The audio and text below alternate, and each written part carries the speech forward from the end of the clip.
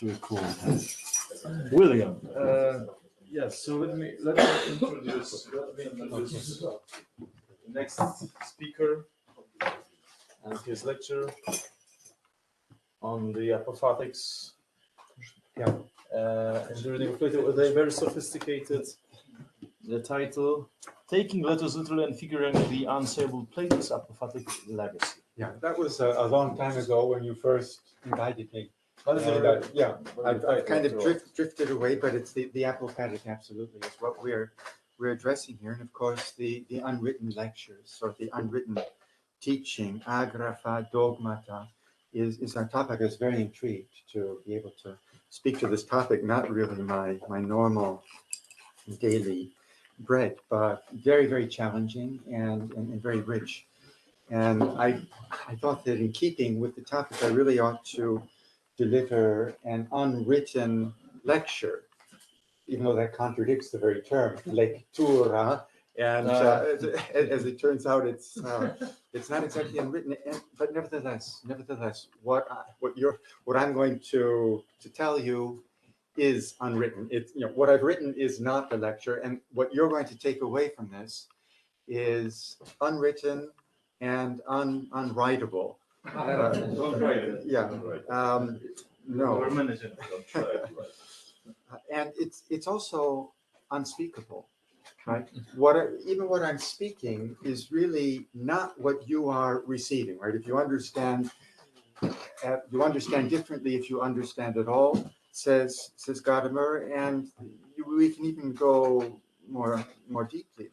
There's a negation in the very process of communication by language. What happens, right, between us and through this medium of language, there's something that happens. I don't control it.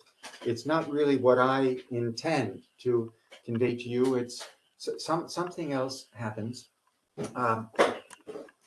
which I even understand theologically. There's some kind of an arriveness, or negatively theological, simply because it really is beyond the intentions both of me and I think of you.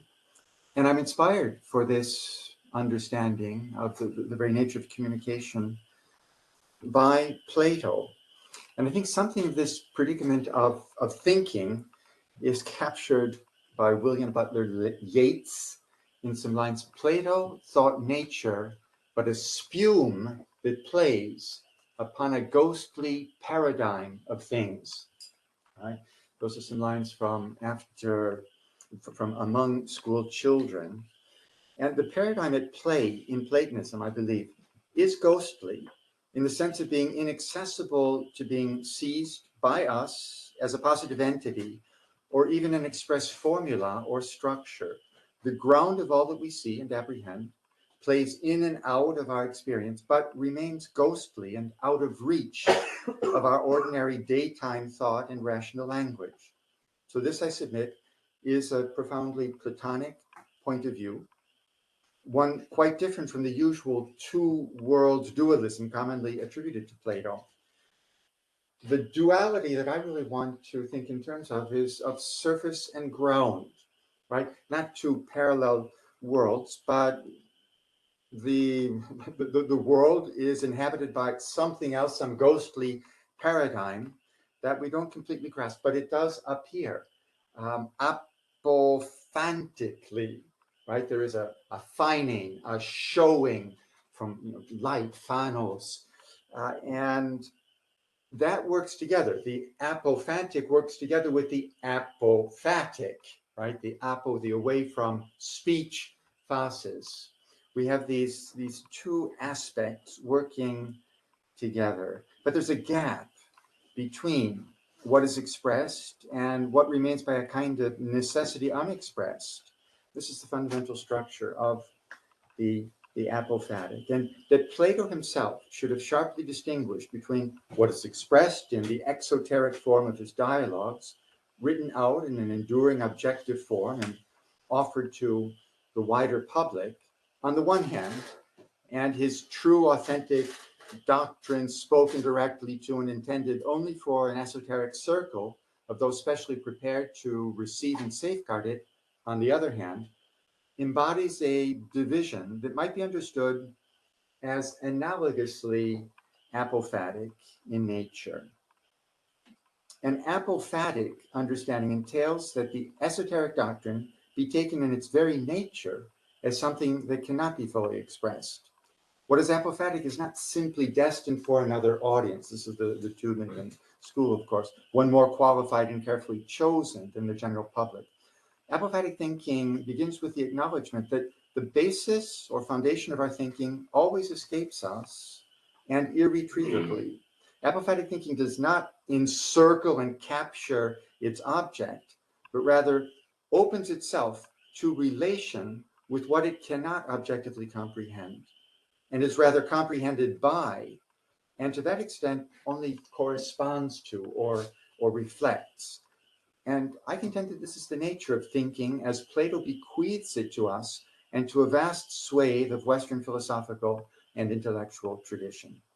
So my argument in this lecture aims to demonstrate that Plato's esoteric doctrine, such as it has been excavated and reconstructed by the Tübingen school, pivots on experience that cannot be properly articulated at all, rather than only on secrets that for extrinsic reasons are withheld from the larger public. It's the very essence of Platonism, in my understanding, that its highest and deepest ground must escape complete rationalization and remain inaccessible to rational grounding and human grasp. This means that the nature of reason itself is discovered as broken open to and toward something other than and transcendent to finite understanding and the human mind. Now, in taking this approach, I recognize that I become a theological thinker, and this puts me in the company of Marsilio Ficini and Nicolas of Cusa. And I think Plato himself is a theological thinker. For the historical work of proving what Plato actually thought, what he taught, and to whom, I defer to the specialized scholarship that has been conducted and fostered by the Tübingen School and other schools and researchers as well. My contribution is of a speculative nature, a matter of thinking with and through Platonism and its ideas. However, the teaching of Plato, however it may have been presented and evolved historically, its contents lends itself intrinsically to recognition of an inexpressible core functioning as a limit that orients everything that can be and is articulated in philosophical propositions, even while remaining in itself out of reach for any such linguistic formulation. So this is tantamount then to recognizing some kind of a mystical or unground, Ungrund, right? It's Böhme, for Plato's thinking. And of course, it's possible to take Plato as a thoroughgoing rationalist. Popper, for example, in The Open Society and Its Enemies, The Spell of Plato, Volume 1. Plato would prescribe rigid rules for a totalized, hierarchically ordered, anti-democratic, and racist society immune to change. But it's also possible to find the ultimate ground or origin of Plato's thinking in a more esoteric form of mystic vision or even religion. And many researchers have reconstructed the cultic context from which philosophy emerges in ancient Greece in order to play up the religious and ritualistic bases of Plato's entire enterprise of thought. And even the research of the Tübingen School, with its emphasis on esoteric transmission of an otherwise secret doctrine, has really done much to contribute to this kind of interpretation, foregrounding the Sitz im Leben, right, the life context for philosophizing. On the other hand, the cultic and often mystical orientation of these approaches, presenting Plato's philosophy as religious in its grounds, can move against the general intentions of the most important scholars who have elaborated the Tübingen paradigm, and against the generally secular orientation of modern philosophy. So I have to admit that I am really going against the grain of the Tübingen school in certain ways, even though in the end, I really don't want to. take an oppositional position either against them or against the secularized ethos of modern philosophy. I want to bring all of that together, even while opening in this more religious, mystical direction. It's not an anti-rationalism. It's the limits of rationality that then, and even Hegel does this, he recovers it for rationality, be it but an enlarged sense of the rational. The Tübingen School has really consecrated itself to determining exactly what Plato thought in his inner academic lectures and unwritten teachings. And this is a philological project, but they're also highly speculative philosophers. At least they have a speculative acumen. And I think actually the tension is right there within Geiser, Kramer, the rest. It's already there. Now, why should they put all of the emphasis then on this oral doctrine, or make that the key to the true and authentic teaching of Plato? Well, there are grounds, and Plato seems to suggest that it certain passages in the dialogues. But I think that the real significance of orality ultimately is that it's not a fixed formula like a text, but a capability of answering diversely according to circumstances, as is outlined in the conclusion of the Phaedrus. This is what's so important about orality, I think. It's open. Whereas they tend to want to fix, what the exact doctrine in this oral teaching was once and for all. That's where I feel the philology really is taking over and limiting us in a way that is really unplatonic. The whole point of the emphasis on the oral teaching is then it remains indeterminate and open to constantly being reinterpreted. And see, it's not really a matter of the problems with writing in the Phaedrus, and there's some other references to that as well, and that then speech would redeem all of that. There's also the asthenes tu logu. The speech has its weaknesses as well, and actually, I think all of the problems that come up in writing come up in a different way in speech. Something heard, acousma, when it's without grounding reasons, is every bit as vulnerable to being misinterpreted and to misleading as is writing. It's not essentially, I think, about the difference between writing and speech. It's more about the necessary indeterminacy at the source of Plato's teaching, his principles. And it's really the infinite and open-ended dialogical form that is crucial to Plato's thought. And he realized that, of course, in his written dialogues. And would his lectures really have been so different? Now we get the absolute truth because it's Plato speaking in presence. It would still be a dialectic of words, and to that extent, with this openness, I think.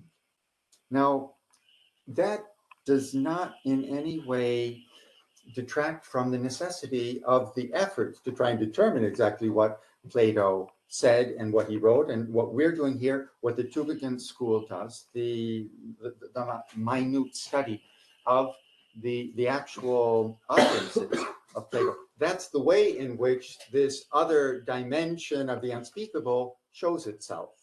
I'm in no way wanting to really move away from the philological work as a necessary premise for the speculative kind of operation that then I think is where Plato's truth can realize itself.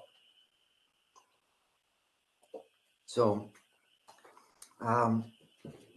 this archaeological archive is our greatest resource.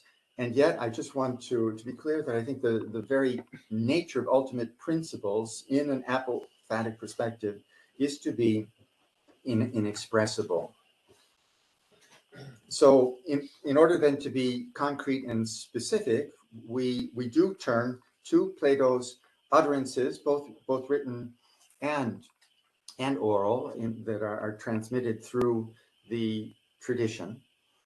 If there's a mysticism here, it's to be found in the logoi. Now, the way we approach then the materials that we have before us, I'm suggesting that my approach is negative theological. Negative theology does not stand on its own. It always works in tandem with positive, cataphatic theology. And I think that it's really the same pattern as the deduction and reduction that have been evoked, that are right there in the sources that we've been studying. That if we posit some idea of the good or the one or the principles, and then we deduce everything from that hypothesis, we've had to first imagine, we have to imagine what is the good. And that is the deductive, that's the cataphatic positive procedure. The deeper, more radical procedure is just the inverse, which is the reductio. We start with what we experience and what we can perceive. We ask ourselves, what's the condition of possibility of all of this, to use Kant's idiom. And we reduce then to what would have to be assumed in order for this that we're able to observe to be true. But in the apophatic perspective, these grounds are indeterminate. And what we can know about them is how they have been manifest in history, in the history of their interpretation. And so what I want to shift our focus from the archaeological archive, Athens in the 4th century, and then some of the ensuing centuries. It's in the Wirkungsgeschichten, of course, we have been considering that. But I'm going to go even further into modernity in order to try to get some sort of a perspective and leverage on this mysterious ground and principle. It's ultimately the experience of thinking itself in Plato's wake that is the ground and warrant for my thesis. It's not so much exactly what was written by one author or the other, but all of us are trying to reactualize thinking. That's a primary source for us. We do it obviously in conversation with our interpretations of all of these texts in the archive. But it's, this is how Wirkungsgeschichte works, the history of effects. The cause is revealed through the effects. And of course, by using that term, then I'm already evoking Gadamer and sort of the historicist quarrel with Gadamerian hermeneutics that is also a part of this story.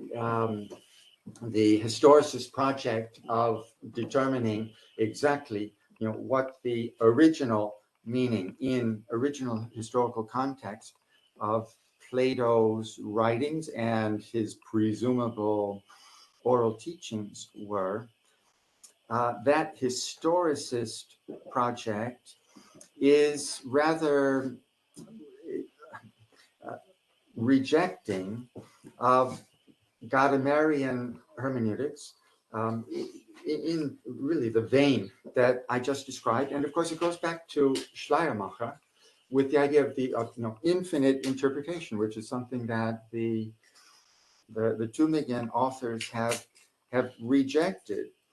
Now, I find it nevertheless somewhat ironic because the Tübingen authors too, they are supplementing the dialogues with the unwritten teachings in order to complete Plato's system with the linguistic formulas of the Prinzipienlehre, Pen and aoristos duas, and thereby they sever thought from the apophatic sources beyond speaking, right? So they're giving us in some ways a closed system. Now I do see them reacting against this, but in the philological emphasis, when they're trying to determine the definitive meaning of Plato's texts, they give us a system. It's enlarged. It's not just the dialogues, right? And see, their complaint is that Schleiermacher made the dialogues complete in themselves, an absolutely perfect, consummate work of art, and actually each dialogue in itself. But ironically, they too are giving us a complete system with the addition of the Prinzipienlehre. Now we're able to understand it all. And I'm trying to say that no, it has to remain open, actually, beyond that to the infinite. That interpretation really does have to be open to as far as I the know, infinite. César appends Yes. by the claim that the principles have to be intuited, not only conceptually understood upon the basis of the text. I'm going to quote, actually, the Tübingen authors a little bit later, where they do actually embrace this position. So that's why I said there's a certain tension between their philological project and their speculative acumen, and I find them actually, I don't know if it's contradiction. But there certainly are very important nuances to be brought out. And as I say, I think we can bring all of this together by thinking in terms of surface and depth, as opposed to separate parallel worlds. Now, the schematic dualism of an ideal world of forms versus the changing world of material bodies really no longer holds sway. I think that implodes, and rather than these two worlds side by side, we have an apparent world and a deeper dimension of a hidden ground to the world. And this is also what underlies and motivates apophatic thinking, in as much as the apparent world, we think the apparent world through to its limits, and we find this other reality within it as its condition of possibility. Now, I find it interesting that the oral teaching collected by Geiser in the Testimonia Platonica, this vocabulary of testimony, these are the witness to something that's not present, a testimony, witness. This has religious connotations. It's a kind of a religious lexicon. So, I do think that what they're saying can really be taken in this apophatic direction. It really, you can feel them chafing in order to open towards an apophatic point of view. I take their work now as the occasion then for probing more radically into a level of teaching that cannot be linguistically formulated and expressed at all. And the orientation to an inexpressible teaching, and we find it in many places, the seventh letter. And whether it's Plato's or not, I want to say that there's a content that is Platonic. Of course, what is Platonic is always a matter of dispute. But then not to rely on that source alone, but it does evoke perhaps the most explicitly this dimension. In any case, the experience is one of an overwhelming and blinding light analogous to the experience of gazing directly at the sun. This is deeply embedded in Plato's conception of reality, really at every level. Every inferior kind of cognizance is understood in terms of its distance from this kind, of visionary seeing. And it's maybe the Timaeus develops a structure of depth and surface, tobatos and epiphaneia, or ten epipedon phusin. Even in physical terms, there's this constant communication really between depth and surface, that I think gives us a way, an apophatic way now of approaching the question of principle, the ultimate principles and grounds. And notice that in the Timaeus, the two principle doctrine is alluded to. It's said to be a gift from the gods, right? Only the gods really know the ultimate principle, and men to whom they are friends, right? With whom they are friends. This idea of the gift of the gods comes up frequently. Again, Philebus, for example. Let me read from Philebus 16c. A gift of the gods to men, as it seems to me, from somewhere thrown down from the gods through some Prometheus, together with the shiniest fire. And the ancients were better than us and lived closer to the gods, have handed this gift down as a revelation. That's tautein phaemen, right? Phaemen, a revelation of how all things that are said to be are from the one and many, having the limit and the unlimited bound up within them. And there we have an allusion to these two principles as, auriston, and the limit, the one as the ultimate limit. It's cast in this vocabulary again of a kind of divine revelation or prophecy, he theme. Where is this passage? This passage is Philebus 16c. Now, it's Plato's suggesting that this is unattainable for the finite human mind. Now, of course, Kramer accuses Schleiermacher and the idea of infinite interpretation as being an erroneous romantic aberration stemming from Fichte and Schlegel. As infinite, truth is from the start unattainable for a finite mind. And I actually want to embrace that, even though that's really only one side. I think we want to admit that, and then, in order then to relate ourselves to the truth and let it manifest and realize itself actually in us, in our communication, in our world, in ethics and politics, in every way. Now, the Tübingen School, they define the concepts used by Plato to indicate the indefinable.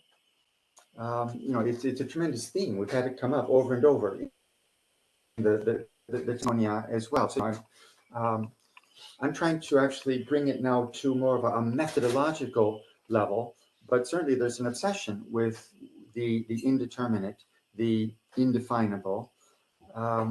And this is, I think, crucial to being able to discern the truth in its wholeness. Now let me quote Kramer, as I promised a moment ago, where he really does open to this apophatic dimension in Arete by Platon und Aristoteles.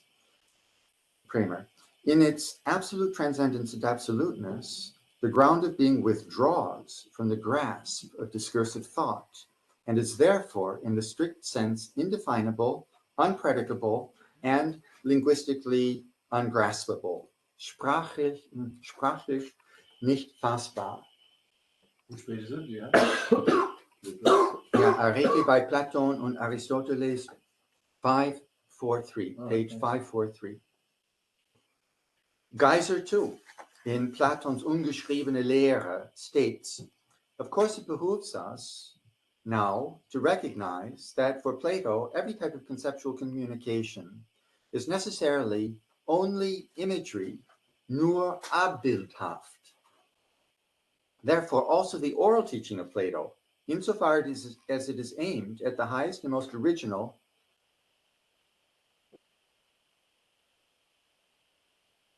must be in English und immer noch vorläufig. Right? There's also the notion of being unreachable, right? It fails to gelangen, to really reach its goal. So the Tübingen Interpreters Project must be understood in its effort to define precisely the concepts Plato used to indicate something that is per se indefinable. There's an inherent paradoxical contradictoriness to their positions. This is brought out actually by Christina Scheffer.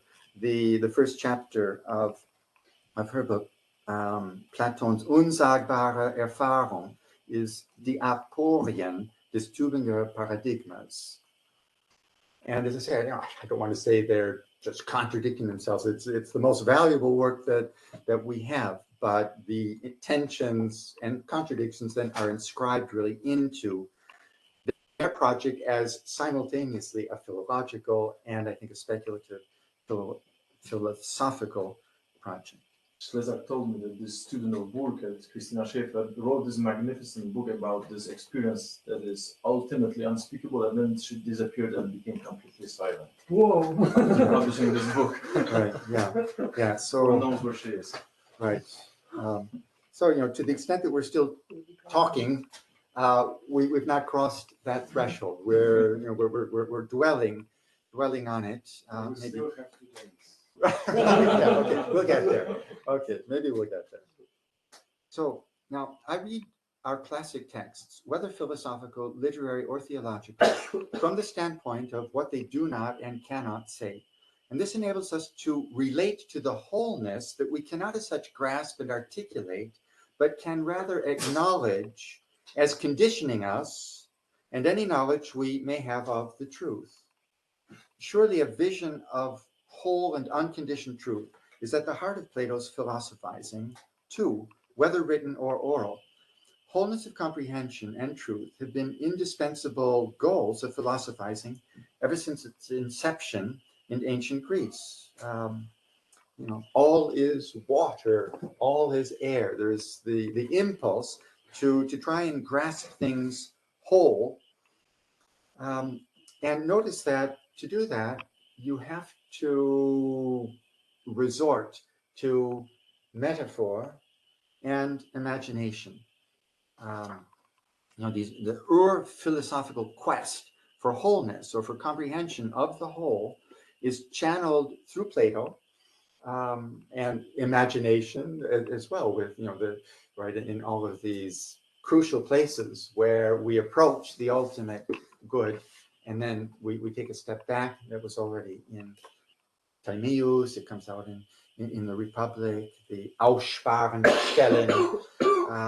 Plato resorts to imagination. Now, and I think that's not just really a second best, or it's really at the very essence of the way in which the ultimate. And what is the ultimate? I don't really want to objectify it. Our language forces us to make it seem like something out there. It's really here between us. It's everywhere. It envelops us. It's in us, and we are relating to it through relating to one another. But it's this idea of wholeness. I think some kind of ideal of wholeness, of vision and understanding animates Socrates' restless questioning. He turns each question over and over, exposing it on all sides, seeking ever greater wholeness of vision, and noting the aporie that arise constantly as a result of this effort. Never satisfied to rest within a partial perspective, Plato's Socrates pushes every formulation always further to some kind of impasse or contradiction in order to take aim again at a newly expanded vision of the whole. But see, the whole's not an objective thing. It's this opening, really, always towards more. Now, without exclusion. So, what does referring Plato's teaching to unwritten esoteric doctrines? Then, what's the advantage? And this. I don't think that the oral form is going to be any less open-ended and enigmatic than the written form. Of course, there's the presence, the presence of the thinker. There's maybe a kind of a wholeness there,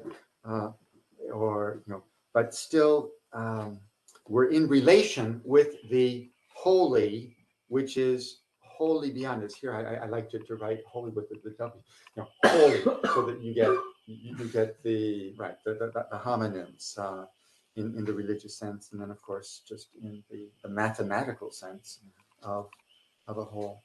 And of course, then we've been sort of allergic to the whole through the critical theory, the 60s and the 70s. That was totalizing gesture, and this is why Plato fell foul, for Popper, for example, although he was earlier. And see, I do want to revive then the ideal of the whole. And yet, see, it's not a closed whole, totalizing. It's much closer to l'infini in Lévinas's terms, right? The totalité et l'infini. It's much more on the side of the infini, the negation of a finite closure. But the ideal of the whole, I think, does animate Plato's thinking as I try to receive it and to reactualize it in my own context. And I'm going to open that up to take us into my own context in poetic tradition in a moment, having now you recognize thinking really as aspirational, aspiring towards something regulated as well by a norm and mediated by the imagination, right? It's mediated humanly always by the imagination. Aristotle is really the thinker who gives us a doctrine of the imagination that becomes very influential. It's not thematized so much by Plato, but he practices it. And how? With his mythologization and all of his metaphors, his analogies. The central inspiration, really, of Platonic thought is the idea that our human thoughts and discourses make sense and disclose truth to the extent that they are regulated by some kind of principle that exceeds them and norms them. The norm cannot be grasped and articulated whole. It can only be related to, and this relation is mediated by how we are able to imagine it. Its existence is witnessed to by its ability to guide and regulate human thought and action. So it operates in and through human freedom. It's not just a cognitive act of discerning an object. There is this element, this dimension really of free actualization. The truth will make you free. Without freedom, we can't apprehend truth. Even Plato's image of the divided line, there's always a relation really of what is seen to what is unseen. That's the visible world and the intelligible world, but even the intelligible world then divides again into what is conceptually discernible and what really isn't, what is beyond the discernment even of our rational faculty. Now,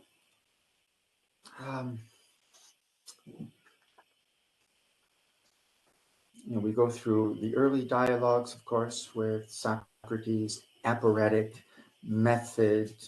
That's a kind of apophasis as well, right? It's always what cannot be articulated that his dialogues bring us to on any of the virtues, courage, laches, or prudence, charmides.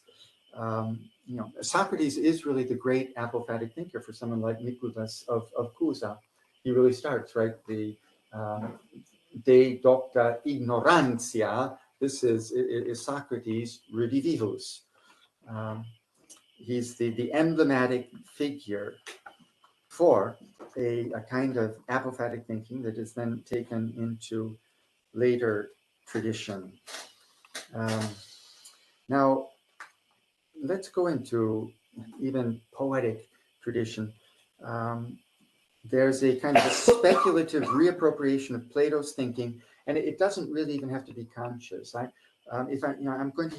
refer to Dante, the modern tradition of prophetic poets, Milton, Blake, the Bible, of course, and modern poetic tradition of poetry is a kind of secularized prophetic revelation.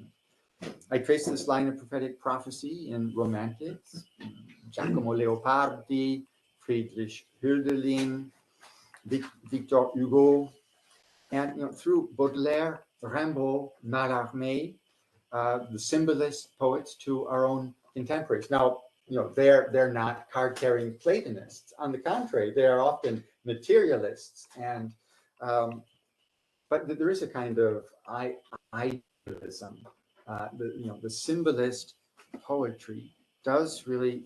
I mean, there's the materialist, sensualist worldview which they embrace, and there are anti-Platonist positions. So this alignment, they could be aligned on the other side in intellectual history, and yet they are aiming at the unsayable, right? If we come to the symbolist poetry, it really is l'indicible, which is the center of interest. But it's based on concrete sensations. Synesthesia is one of their great themes.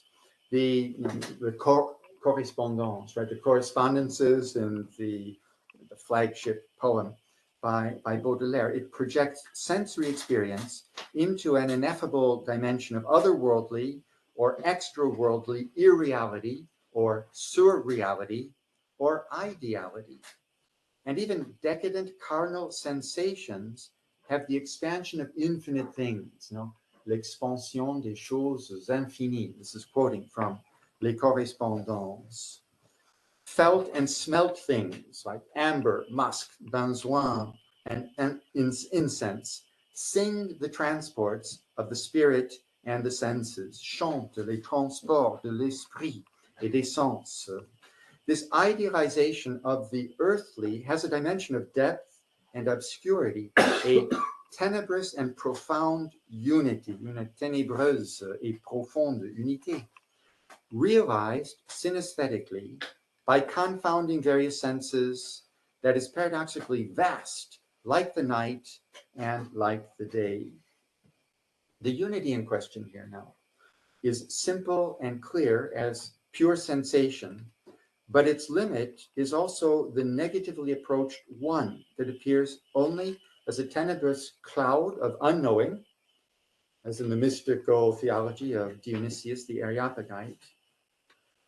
So I want to place my work on apophatic thinking under the aegis of Plato's unwritten doctrines because they figure an aspiration to an ideal dimension of reality that orients all that we can think in the truest sense of the word. The relation to what is beyond the knowable and stateable is driven, nevertheless, by a dynamic of knowing or love, a quest for a gnosis that escapes ordinary calculative analytic reason is modeled by Plato's thinking as we read it in his dialogues and as we reconstruct it from the traces of his oral teaching. The type of apophatic visionary inspiration has been a major ferment throughout Western intellectual tradition, ancient to modern, and across the various disciplines of the humanities. It's contributed to producing the most sublime works of the Western intellect. Platonic thinking represents an intellectual acrobatics that dovetails into a leap of faith in the exploration of the unknown. I see. So that's the poetics of the unknown with the bateau ivre, like this drunken boat of Rimbaud on its careening in its madness through the interstellar spaces toward the discovery of l'inconnu, that unknown, which is, of course, the end point of the voyage of Baudelaire as well, in what is really his ultimate poem, his last poem by most reckonings. He goes au fond de l'inconnu pour trouver du nouveau, right? To find the new. And the imagery here of shipwreck, right? Becomes crucial. This is it's the main motif of Mallarmé's masterpiece, Jamais. Un coup de dé. The throw of the dice is all really a shipwreck. Shipwreck is I think a perfect figure really for this symbolist poetics, which I want to find also anticipated now in the Romantics, because it is the shipwreck, il naufragar mi dolce in questo mare. No, it's sweet to me is being shipwrecked in this sea. It's where the limits of subjectivity, the self, break apart and then open into this ecstatic experience of the all and the whole. I'm going to quote a poet who is actually a Platonist and who is consciously, I think, trying to revive Platonist motifs, Percy Bysshe Shelley, in order to give us some figures for the kind of fulfillment of the Platonic quest of knowing or / unknowing. In Adonis, he describes an actual shipwreck. The soul of Adonis, like a star, beacons from the abode where the eternals are, as his ship is riven asunder. This is what actually happened to Shelley. This poem is absolutely prophetic, right? He was off the coast of Liguria. He went out. He had a volume of Socrates in his pocket, but when his body washed up on shore, they found it in his jacket. He had his Sophocles with him. But he went out in spite of some of his friends said, we told him that there were storms, on the horizon, but he went out in his ship. And but he had already said exactly how my spirit's bark is driven far from the shore, far from the trembling throng whose sails were never to the tempest given. And but the stanza that I wanted to actually read out for you is one that really does give us the Platonic structure, surface, and depth. Here it is. The one remains, the many change and pass. Heaven's light forever shines, earth's shadows fly. Life, like a dome of many-colored glass, stains the white radiance of eternity. Until death tramples it to fragments, die. If thou wouldst be with that which thou dost seek, follow where all is fled, roam's azure sky, flowers, ruins, statues, music, words are weak. The glory they transfuse with fitting truth to speak. So it's really, all there. Even the weakness of words struck me since I quoted the Athenes to Logu a moment ago. Now, of course, the differences between all of these works that I'm citing are legion, but I think that the power of attraction, erotic in character, exerted by the unknown across diverse fields and periods of culture, is a powerful witness to the importance of this structure, analyzed profoundly by Plato millennia ago. The august intellects of so many diverse kinds have been inspired throughout the ages, essentially by Plato, and the intellectual vision of a higher superterrestrial realm of eternal truth that by its nature exceeds articulated language and draws instead into visionary stupor and contemplation. Of course, the otherworldliness of this can be seen as a myth. I'm trying to look at the structure of the apophatic. It doesn't have to be worked out, and I think it has to be worked in many different mythological vocabularies. And I'm struck in reading in this latest volume of Kronos on Karenyi. He's certainly one outstanding example, I think, of the kind of Platonist legacy here that I'm trying to resurrect. My chief exhibit, however, is Dante's Paradiso, which I'm not really going to go into, but I want to mention it as paradigmatic, the paradigmatic theological journey to the ineffable that I believe remains the matrix for the Western tradition of poetry ever since, in its highest gnoseological aspirations, with Klopstock, Hölderlin, Milton, Blake. They're all really reworking, in Dante's Paradiso. Now, to the extent that the Tübingen school adheres to its philological method and endeavors to define the ultimate principles in language, they have to be at least two. Linguistic sense is produced by difference, saussure.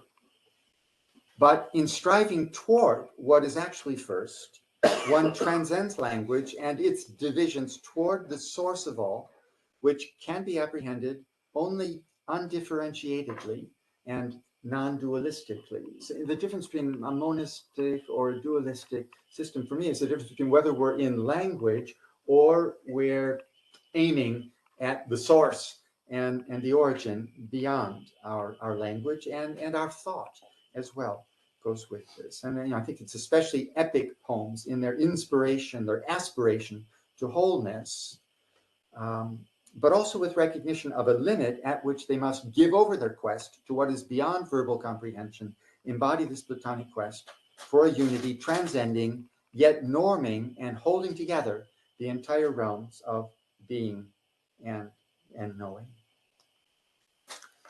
Plato's, above all, then, the thinker of unity. Oneness is truth, both in written and in unwritten traditions. This is the salient point, I think, of the agreement between the written and the unwritten traditions. The determination to state exactly the contents of the unwritten teaching seems to me to exclude the dimension of the unsayable, which, however, is fundamental to the Platonic assent and vision of the philosopher who metaphorically sees the sun as the source of the visible universe, as an allegory for seeing ecstatically the intelligible source of being in the one. All right, now this, I'm coming back here now to this tension between philology and speculative philosophy.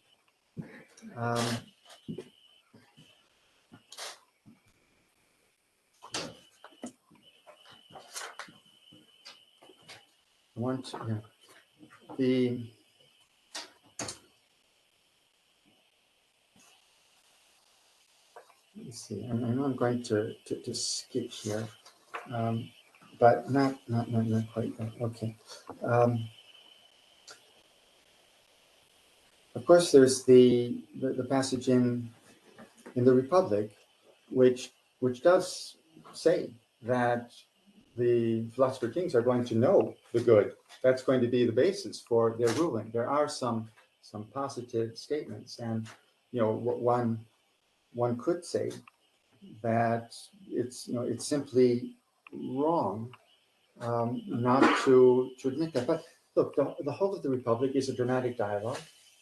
The fact that Plato imagines, right, and that he's imagining that the philosopher kings have that ultimate knowledge, I think that's a necessary myth, but that what it is aiming at is not necessarily something that can be known objectively, and encompassed as an object. In fact, in the Republic, that it is sufficiently known. Ikanos, knowable. And there's always, then, we always come back to the the incompleteness, because then the Republic backs away, right? It's not going to be able to really expound then what the good is. Only a God knows whether Socrates' opinion about it is correct. So I think, again, we fall back here on relating to an absolute truth as really beyond our capacities. And without knowing an absolute truth, we can nevertheless relate to it by encountering our own limits through self-reflection in the Socratic method and opening ourselves to what lies beyond those limits. All right.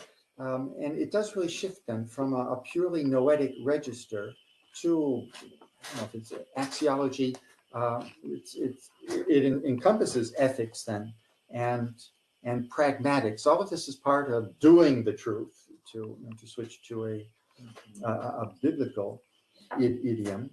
I suppose in the syncretistic spirit that would apply to some of the figures that I'm evoking here in later and even in modern tradition. But Kramer does also reject, and I'm going to talk about the specific objections within the Tübingen school to the kind of interpretation that I'm offering. He says really straight out that to interpret the Prinzipienlehre as non-propositional. I'm going to find the quote here. He dismisses the idea that, quote, Plato had to refrain from writing down certain thoughts because they could not be presented in propositional form and therefore could not be articulated. No, he wants to insist that they could be represented in propositional form. Okay, well, I'm willing to admit that certainly Plato may have held back for his esoteric audience and for oral exposition propositions. That does not mean that the good, the true, and those are only words. That does not mean that the ultimate source of truth is itself propositional. I think Kramer admitted in that previous quote that it's not. That we do transcend language and propositional logical thinking. And there's some more objections here that I think that I do want to deal with. It's really around the question now of foundations. Is the ultimate foundation for thinking as well as for being rational? And I wanted to, I don't want to really say yes or no on that, but it has to be a broken open rationality. And I think this is really true, starting even from before Plato with the pre-Socratic philosophers. Plato's really not trying to be original. That's not his goal, right? There's the perennial eternal truth that he is conveying. It's already there in the pre-Socratic philosophers. Listening not to me, but to the Logos, it is wise to agree that all is one. Hen panta is, of course, the Logos fragment 50 from Heraclitus. We already have a reason which is not limited to human rationality, right? It norms human rationality. And those that think they have a reason of their own are mistaken. It's common, really. The Logos is divine. It really is a kind of divine revelation, I maintain, already with Heraclitus, and not to mention Parmenides' journey to the goddess Dike, and of course the Pythagoreans. So there's always the element of imagination in, and it has to mediate our relation to this truth that is really beyond our own reasoning power. The Pythagoreans recognize the limit and the unlimited, peron and aperon, as fundamental principles. which count as crucial precedents for Plato's highest principles of the one and the dyad. But on the other side of Plato, at the other end of his trajectory, the Neoplatonic interpretations and appropriations can be taken as revelatory of the doctrine's purport and effective significance as a historical destiny. And of course, they accentuate more the monistic side, the one, of course, with a hierarchical structure of principles. But unity or oneness, hen, identical with the good, is the principle granting being and intelligibility to all that is. Oneness alone is such a principle. Now, it's the myths that come up at the crucial nodal points in Plato's dialogues, and I would think it has to be the case in oral teaching as well. It's those myths, to my mind, that really take us beyond verbal representation. They are the verbal representation of the foundation of being and knowledge, rather than the foundation itself. All of the formulas that we have are necessarily only representations of the unrepresentable. And I think we've seen now in those quotes from Kramer and Geiser, they actually admit that, but still, forgetting this, Kramer has felt it necessary in certain contexts to explicitly reject such an interpretation because it relativizes any precise determination of such founding principles as he individuates. But I believe that his determination is in the end an arbitrary absolutization of a formulation that Plato indeed provides, but not as definitive. Plato's oral pronouncements about ultimate principles could be no more definitive than his writings. Trying to define an object of knowledge, which implies its being an object for an epistemological subject, strikes me as a modern approach to the quest for wisdom. And of course, this is always Kramer's critique. He says, that's modern. And that's his historicist ethos and his method. The ancient and still medieval approach is rather to transform oneself into conformity with the real as a whole and its universal norms in order to come into, right, invenire, so we have invention here, the knowledge of the truth. Invention, such as it is found in Plato's world-famous myths, or again in the Divine Comedy, is an indispensable part of the way in which humans can relate to and participate in the truth of things and of the whole universe. The exigencies of philological science are very modern and much more at home in a modern secular age than in Plato's age, still incandescent with erotic intellect. The secularized view of science applies first and foremost to mathematics for us, but not necessarily for Plato, for whom mathematics is spiritualized and eroticized, right, in a Pythagorean optics. We subject everything to technical calculation and control with our modern digitalized world, but it's first and foremost, mathematics has a spiritual significance for Plato, and of course through the theological mysticism and symbolism of the Middle Ages. Dante's Beatrice is the number 9. He says this explicitly in the 29th chapter of the Vita Nuova. Beatrice, really a Christ figure for him, mediating the revelation of divine truth and beatifying him. See, it's in his transformation, his becoming blessed, that the revelation takes place. And it's no stranger to mathematics. Of course, the 9 is based on the Trinity. But I wanted to evoke Dante in this context of mathematics, because at the very height of the Paradiso, in the very last canto, when he has the final vision of God, the whole journey, right, all the way through hell, it's all been on the way to the visio divini. Well, what does he evoke? He says, qual è il geometra, right? Like the geometer who entirely intent on measuring the circle and finds not by thinking the principle that he lacks. No? Qual è il geometra che tutto s'affigge per misurar lo cerchio e non ritrova, pensando quel principio ond'egli indige. He comes to an impasse. And he understands this in a mathematical metaphor. And,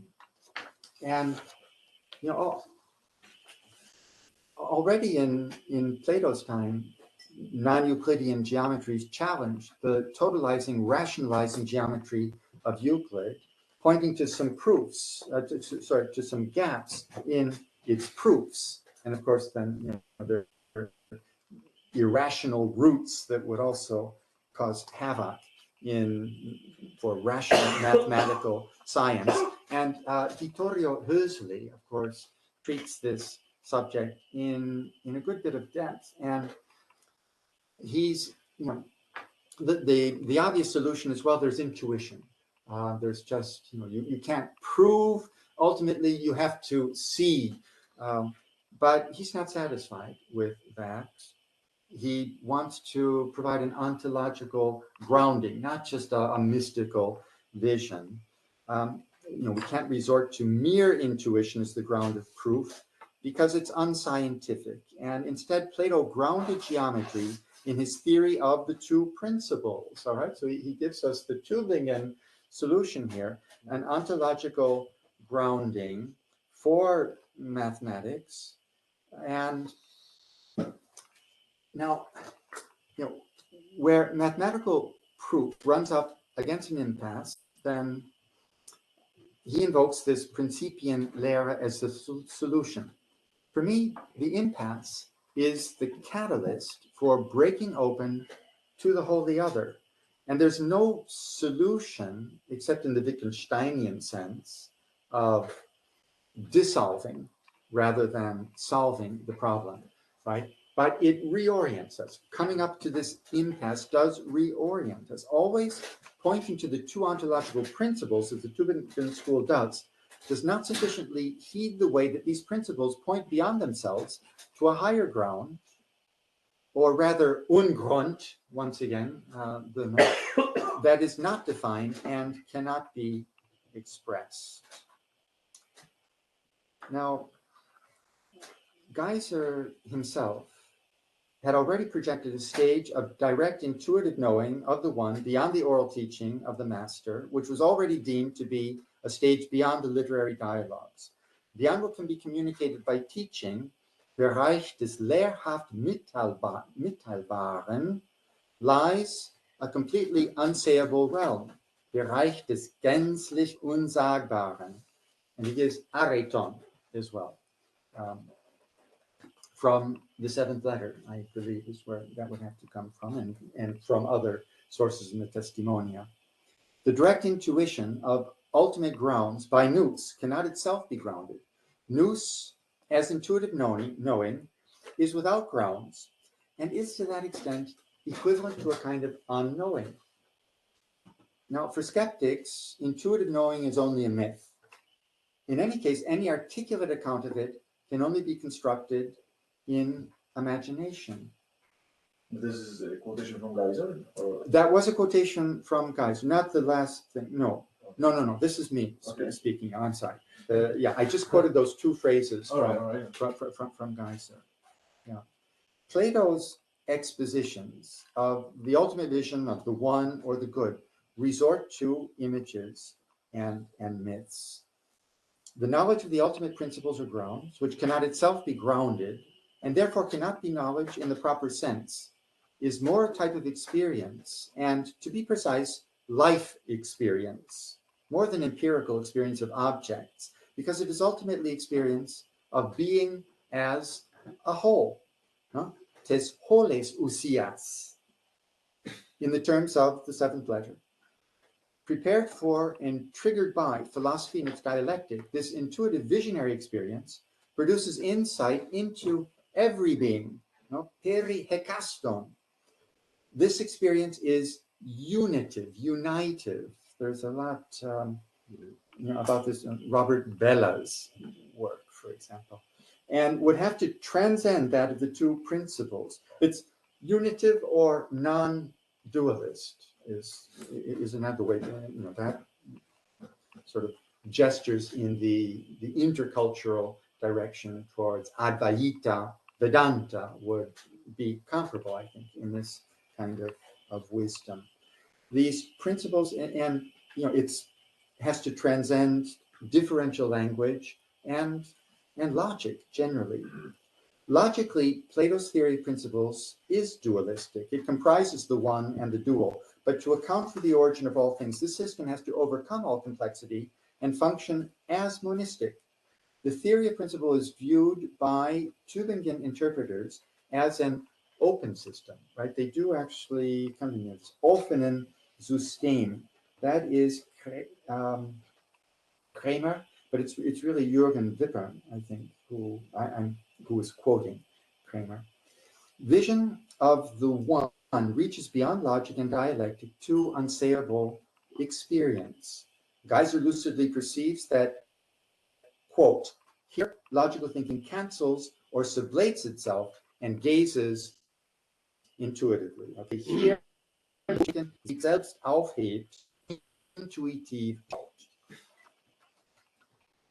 And Kramer himself admits this priority of noetic over dialectic experience. Dieser Übergang zwischen dialektischer und noetischer Grunderfahrung as the decisive point in the Platonic system and in any metaphysical system, as the presupposition of the entire discursive derivation of reality. And yet Kramer also maintains elsewhere that the dual ground structure is fundamental for Plato's world picture and does not allow itself to be reduced monistically. And I guess my way of taking that is not in terms of discourse, and yet it is all referred to something that we cannot articulate linguistically or dualistically. The Tübingen School authors recognize this instance of an unsayable experience as the final and fundamental ground of the Platonic system of knowing, but also admit that they cannot, with their model and methods, explore and examine this dimension that reaches beyond the texts. This is really unwritten experience, beyond the Tübingen School's paradoxical focus on textual testimonies, right? Textual testimonies to what Plato did not write and commit to text. Geiser, in Platons Ungeschriebene Lehre, admits that this is territory which the Tübingen School's textually based methods cannot explore and investigate. Mit unseren Mitteln nicht lösen, da die Texte hierüber keine Auskunft geben. Right? Who says that? This is Geiser. Yeah. The Tübingen researchers, they do a lot, I think, to expose the apophatic dimension beyond all declarable principles, yet their philological means cannot deal with it scientifically.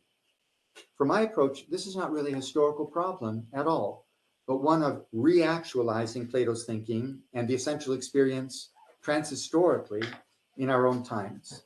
This is what the Neoplatonists did in the Hellenistic era, and what perennial Platonism is challenged to do ever again in each new age of culture.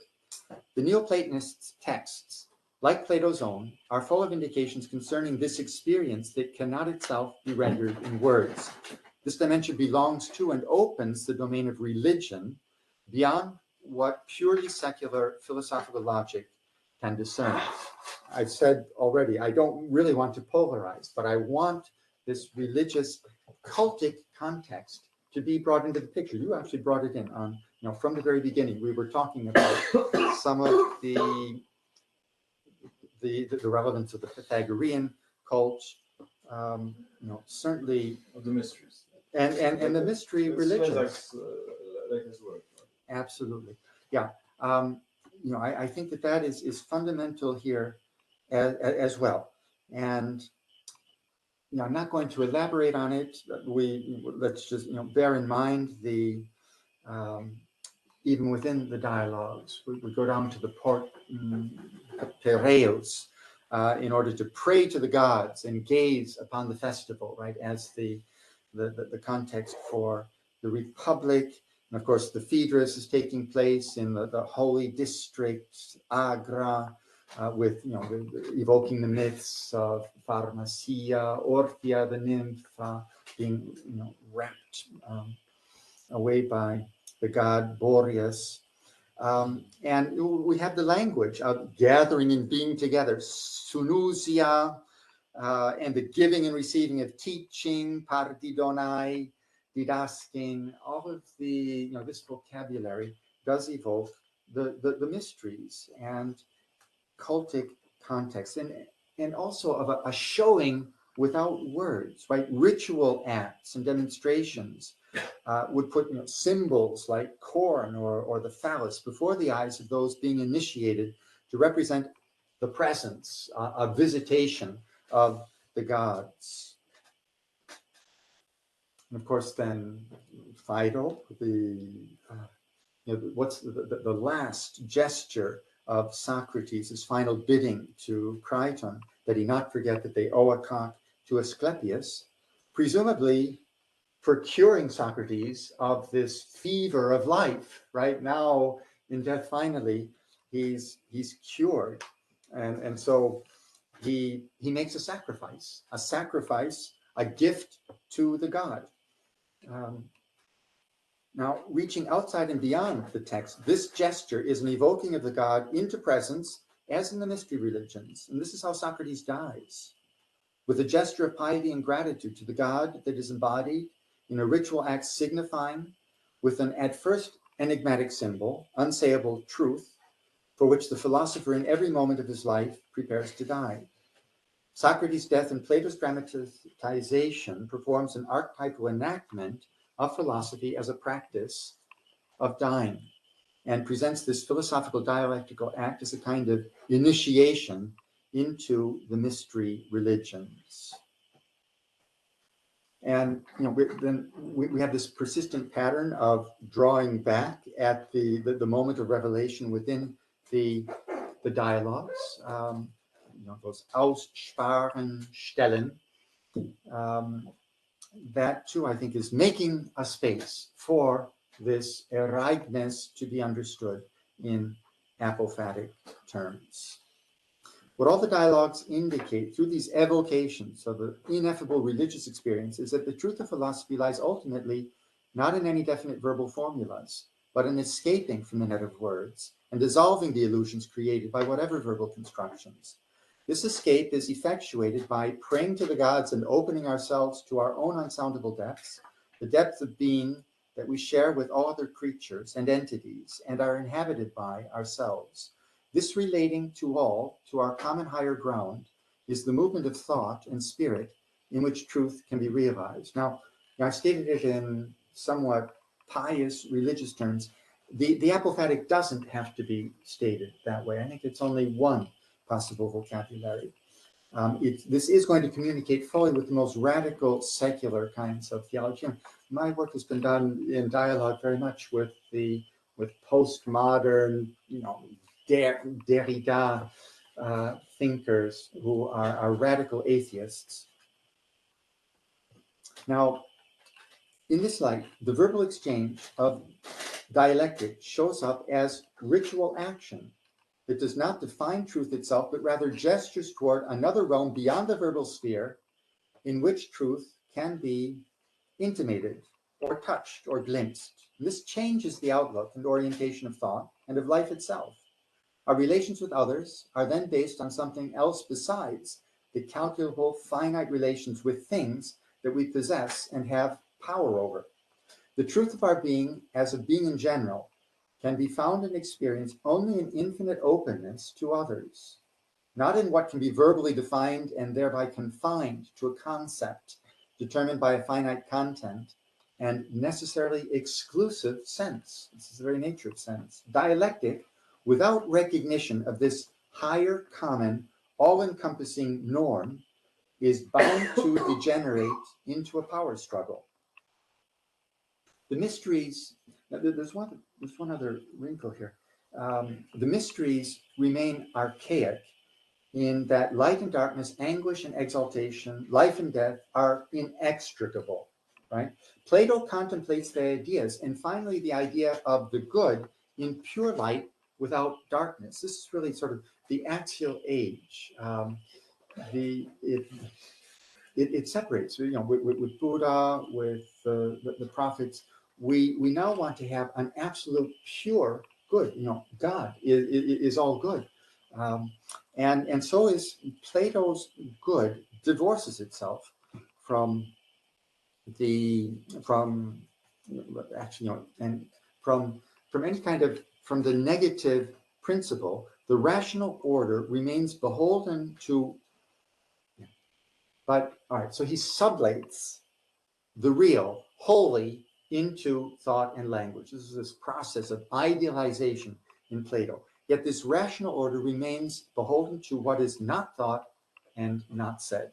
Wholeness is achieved only outside the realm of the thought and the spoken, which has itself reflectively sublated itself into pure self-consistency. This is, Logos does this.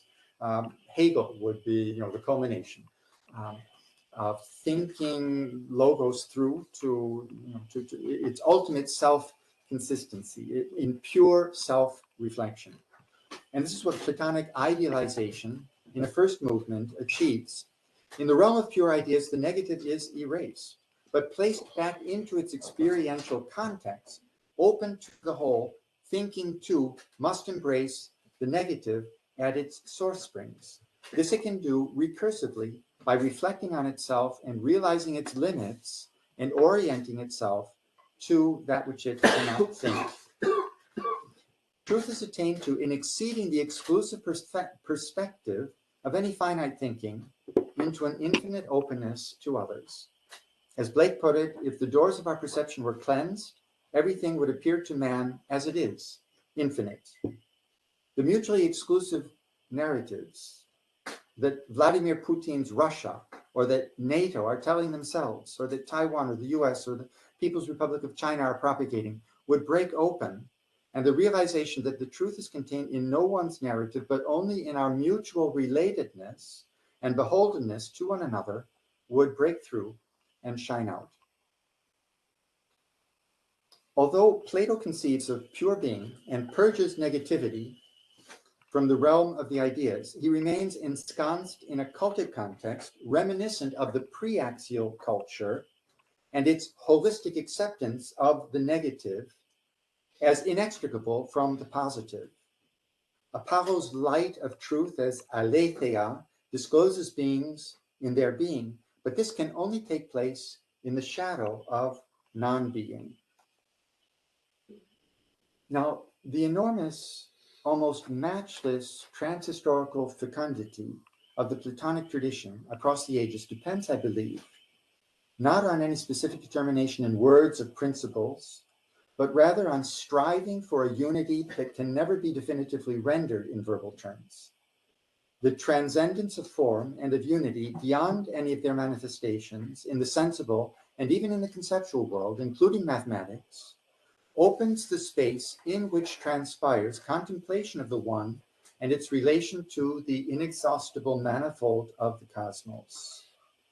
The ordered relations between things are the manifestations of this oneness, and the various approaches to understanding the relations between things and their ultimate unity is the perennial substance of speculation in the mode we recognize as reaching canonical expression with Plato. True transcendence is never positively determined, but operates only as a limit. Do you object?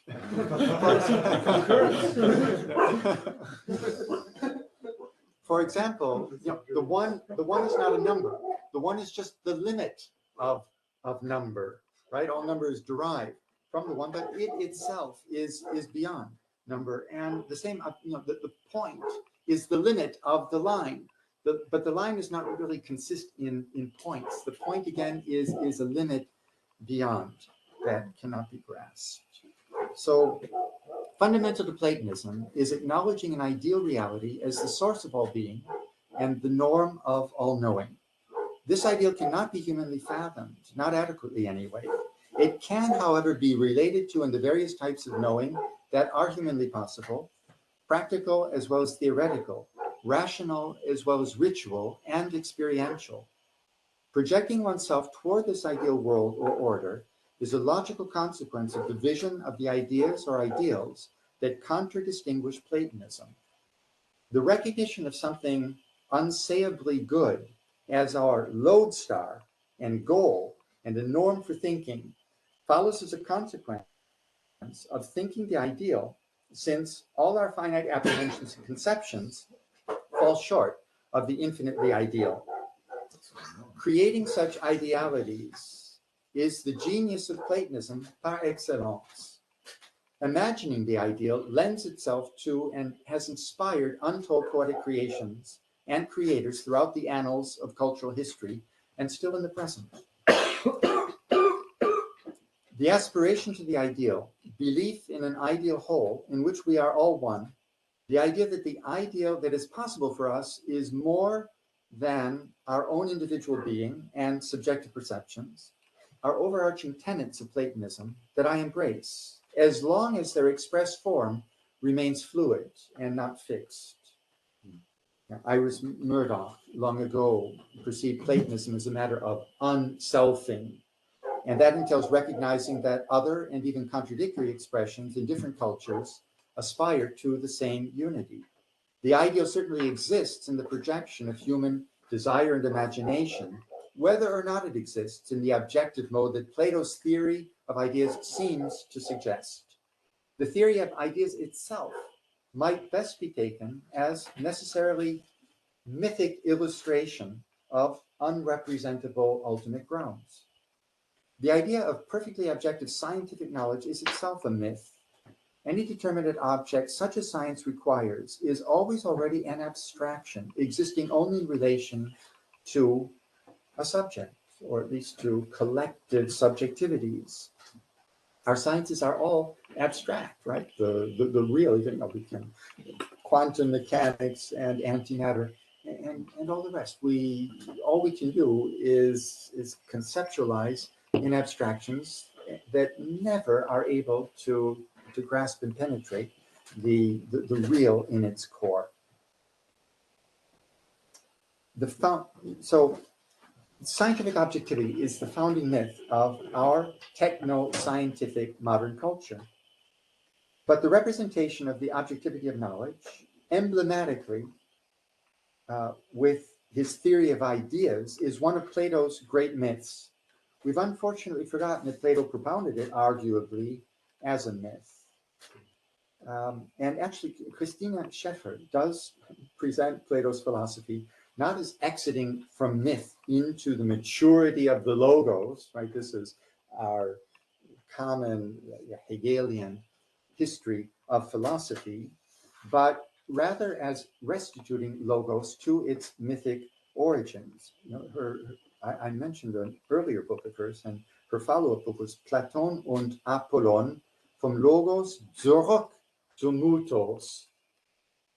Plato resorts to mythic imagination and re-mythologizes the supreme principle. For instance, in the Timaeus' utterances concerning the unsayability of the first principle imaged as a father, but the father and maker of this whole universe, is difficult to find out, and once he is found out, it is impossible to speak of him to all. Now, Michael Erler, unlike Scheffer, he rehearses the Tübingen School's strictures against ahistorical appropriation, specifically of Plato's myths, for apophatic interpretations like mine. I quote him, "Modern romantically stamped representations of an in principle unsayable truth content of the Platonic myths, which would extend our knowledge beyond that of the philosophical discourse, have no basis in the text. Keine Grundlage im Text." Granted, The basis of the recognition of unsayability is not in the text, but in the experience of knowing itself and of striving always toward its ground and ultimate limits. The text serves merely as a means for this endeavor. It is mistaken to look for evidence in the text for the ultimate nature of knowing/unknowing. That is the procedure of philological investigation, but not of speculative apprehension of truth through relating oneself to the whole. I grant as well that the myths do not extend knowledge of any object, but rather express its background or ground, or Ungrund, in unknowing. And it's not knowing but unknowing that the myths open to us. The capital importance of honoring the unwritten doctrines lies in the opening of an indeterminate space, kora, for lived appropriation of the words of the text, whether they are written or oral. The process of progressive critical unknowing, by questioning all assumptions, deconstructs the illusion of a self separate from what knows. This motif of knowledge as openness and endless striving is similarly critiqued by Erler. Quote, in his essay on Plato's concept of philosophy, Karl Albert rightly turns against modern interpretations, obviously influenced by modern ideas, that ascribe to Plato a concept of philosophy that stands for a fundamentally open and incompletable striving after truth for its own sake. Albert rightly emphasizes that a concept of philosophy implies a process, but this means a way with a set goal that, as numerous passages in the dialogue suggest, is seen as in principle reachable. End of quote.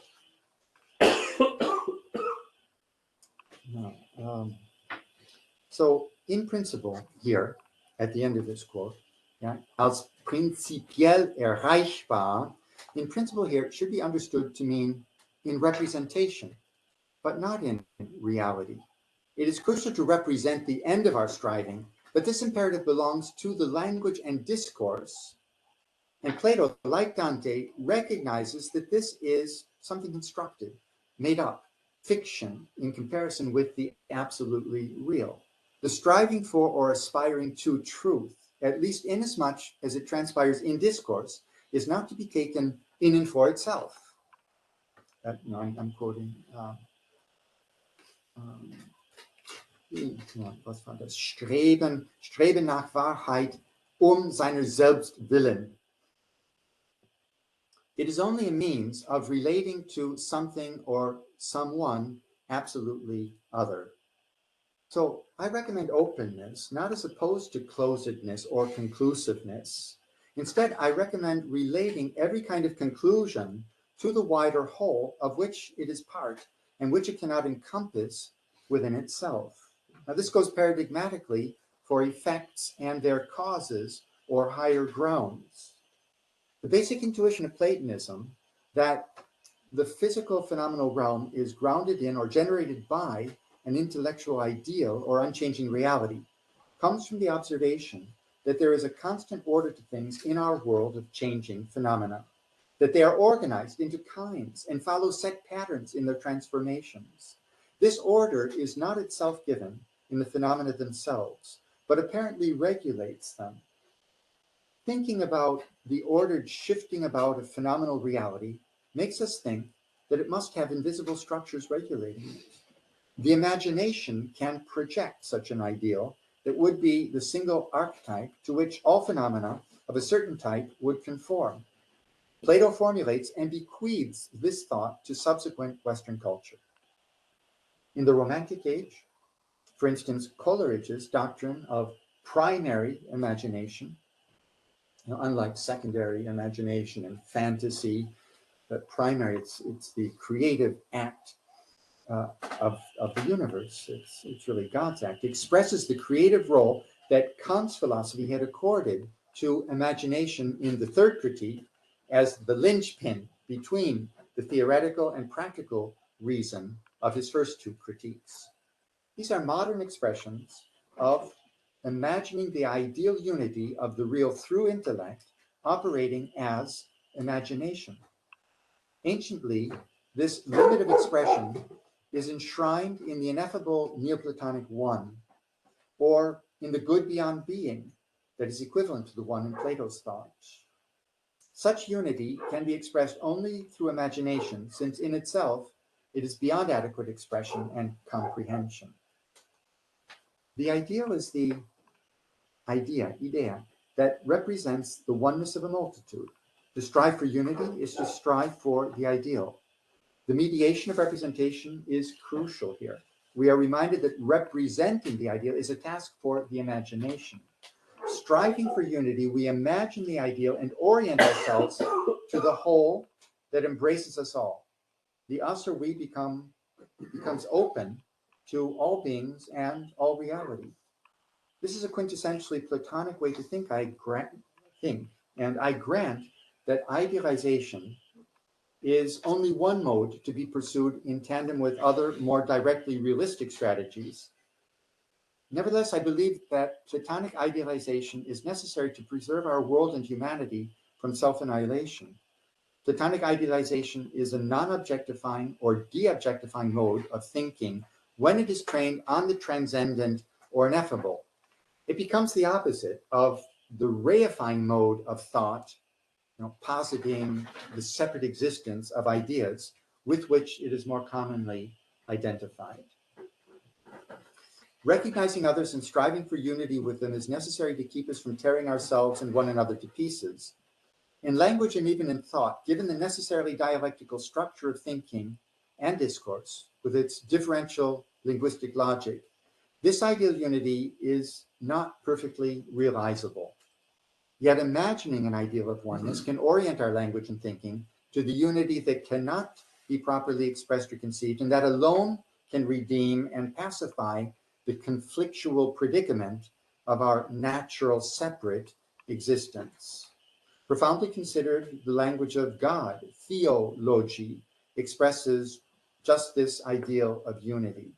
But this is not to the exclusion of difference. It's not unity instead of, or in preference even, to difference or diversity. This is a unity without any contrary. And even, I can't say unity because then it does have contraries linguistically, but it's the aiming towards what, and actually towards one another, towards something that we share in common as our common ground. And only such a language transcendent oneness can permit and encourage the greatest possible unity to flourish by protecting its diverse elements against one another. Now, just one, I do want to make a last reference here to secular philosophy, the democratic destiny of philosophy from its inception in Greek, in ancient Greece. I don't want to fold philosophy back into the cultic context wholly. I want to evoke that context. We want to relate to that, but I don't want it to encompass and close in and cover over this open activity of philosophy, which is championed by, I think that Luc Brisson and modern political philosophers like Leo Strauss, they play up this secular destiny of philosophy. And inasmuch as that means openness, now see, secular can mean cutting off. It can mean cutting off from the transcendent. We have just the secular. And I don't subscribe to that. But inasmuch as philosophy does create this open space, by all means, I think that really is crucial as well to the kind of apophatic philosophy here that I want to advocate. Philosophy ventures out into the dawn of the infinite openness of all to all. However, this must remain the infinite openness to the unsayable source of the real and remain free with respect to all human determinations of it. It is understood by Plato and the tradition he spawns as the divine source, the fount of love and justice. Philosophy thus remains beholden not to theology, but rather to the negative theology that is theology's own original source and inspiration. In this negation of theology, knowing is ultimately not so much about determining an object, but rather about opening oneself to an other, that reveals itself to us and thereby transforms us. When this other is related to in the metaphysical dimension of wholeness, it cannot be delimited. Instead, this other determines an infinite opening of the knower-unknower, being infused and overcome with what the knowers cannot think on their own, confers the experience of revelation. We lose the sense of our own separateness from others and understand our identity with them. This is really what's at stake, I think, is experiencing ourselves in the world not as separate, isolate entities that then have to construct some sort of a relationship, but actually understanding ourselves as manifestations of a common being that we more deeply and primordially are. We perceive ourselves and others in the dimension of the infinite. All right? I think that this is really what Plato has made Plato so compelling throughout the ages. I'll end there. Thank you.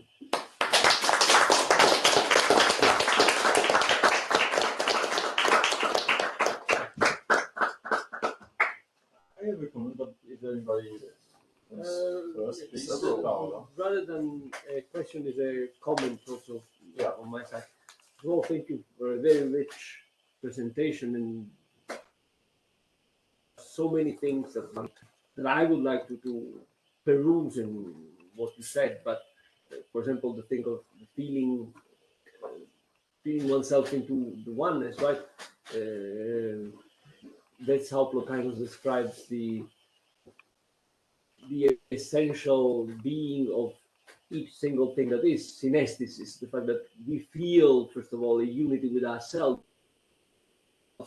before anything else, right? I agree with you. I agree with you. Opposite to the one of the last scholars that you quoted. Yeah. There are textual evidence for what you are holding, namely the fact that you said all throughout not only Plato but Platonism, rightly. So if one reads Plotinus, for example, there is this constant tension between the talking about the one as center, as the sun, and then the talking about the one as the light. Of course, the image comes from the Republic. And as for the second way of talking about the one, at least in one passage, Plotinus talks about the one as a voice that spreads in the desert, right? And says, whoever catches this voice, wherever this person might be, catches it all and not all. Why am I saying this? Because I think that this points to a tension within Platonism between the understanding of the principle as the central focal point, and in the sense of hierarchical, monarchical almost point, and this other understanding that the state is horizontal. But this is the primary figure, I think, of all other figures that fall under the same schematization, namely, for example, the figure of revolution. What is revolution? The act of a normative imposition, or the act whereby everything is freed and everything can finally be outside of an ordering normative imposition. For example, right? In Platonism, I don't think that this problem gets really not solved, but I would say not even really reflected upon by the authors that are within the tradition. I think here of a suggestion of Heidegger, which I think appears both in das Wesen der Wahrheit and in Platon's Lehre der Wahrheit, in both writings, in which Heidegger says the figure of the light, sorry, out of which things emerge as visible. Plato has not reflected on this figure. Plato has not reflected on this image, and Heidegger thinks that that is in Platonism das Zudenkende, what is to be thought. And I think that that's where Heidegger wants to open a dialogue with this tradition, which, far from dismissing, he keeps having as some kind of focal point of his investigation. So for me, I think, as for Platonism, ultimately, I think that Platonism has not reflected on this dichotomy, which is not the dichotomy of the one and the diad, but of two ways of thinking of the principle, of two ways of thinking of how things emerge into being, right? And it's they're sort of bewitched by the fixity of the idea of everything, the beauty of the idea of everything. That's one thing. As for the connection with the Wirkungsgeschichte, so to say, right? I agree with you that in the entirety of the Western tradition is permeated through and through by Platonism.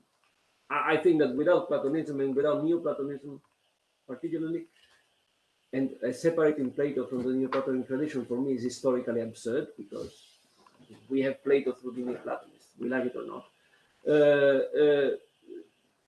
So I agree with you; it permeates everything. I was thinking, though, as you were talking about the shipwrecking into infinity, I was thinking of two things. Again, Giordano Bruno came to mind. And why? Because the infinity in Giordano Bruno is centerless, it's completely centerless. Whereas the infinity of Plotinus, who talks about vinam expandon in the sense apiros, it's infinite, right? It's boundless. Somehow, though, gravitates always back towards a center. Whereas the infinity of Giordano Bruno is a shipwreck, right? In fact, what's his name? Galileo and Kepler, I think, exchanging letters. Once Kepler thought that Galileo had solved the thing and demonstrated that the universe cannot be infinite. Oh, thank God that you have denied the hypothesis of Bruno, right? But Bruno is really the modernity there, not Galileo. And then another passage came to mind of the essay 13 of the third book of the Essays of Montaigne, in which he says at a certain point, la ressemblance ne fait pas tant un que la différence fait autre. Resemblance doesn't make of two things so much one as difference makes them other. That is to say, I understand it in the context of the essays, is really the disintegration in the modern time of any, even just imagining of an archic principle. And everything explodes in this multiplicity that is boundless, disorderly, infinite in the sense of disorderly. Yeah. So well, maybe this is why I'm feeling that Plato is so relevant and necessary for our world, because some of the same ideas of the infinite become in our modern times destructive and unsupportable. When you're quoting or referring to Giordano Bruno, the modern world is infinite without a center, and this becomes effrayant. It is terrifying for Pascal, right? He looks out at this universe. It's the infinite becomes terrifying, rather than a source of inspiration. And I'm suggesting even a norm for human life. We have to learn how to live with this infinite openness. And we have such powerful guides, really, in antiquity. How did we forget how to relate to principles such as the one and the infinite?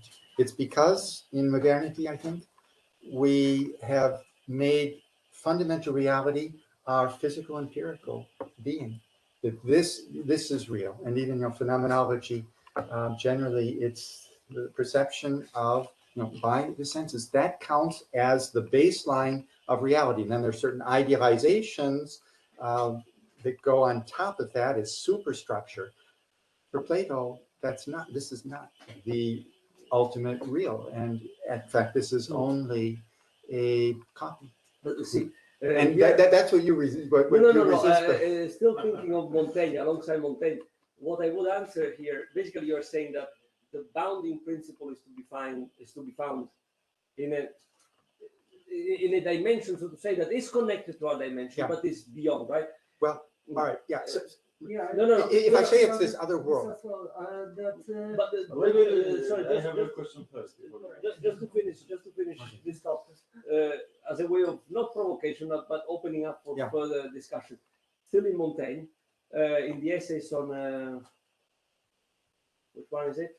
I don't remember now.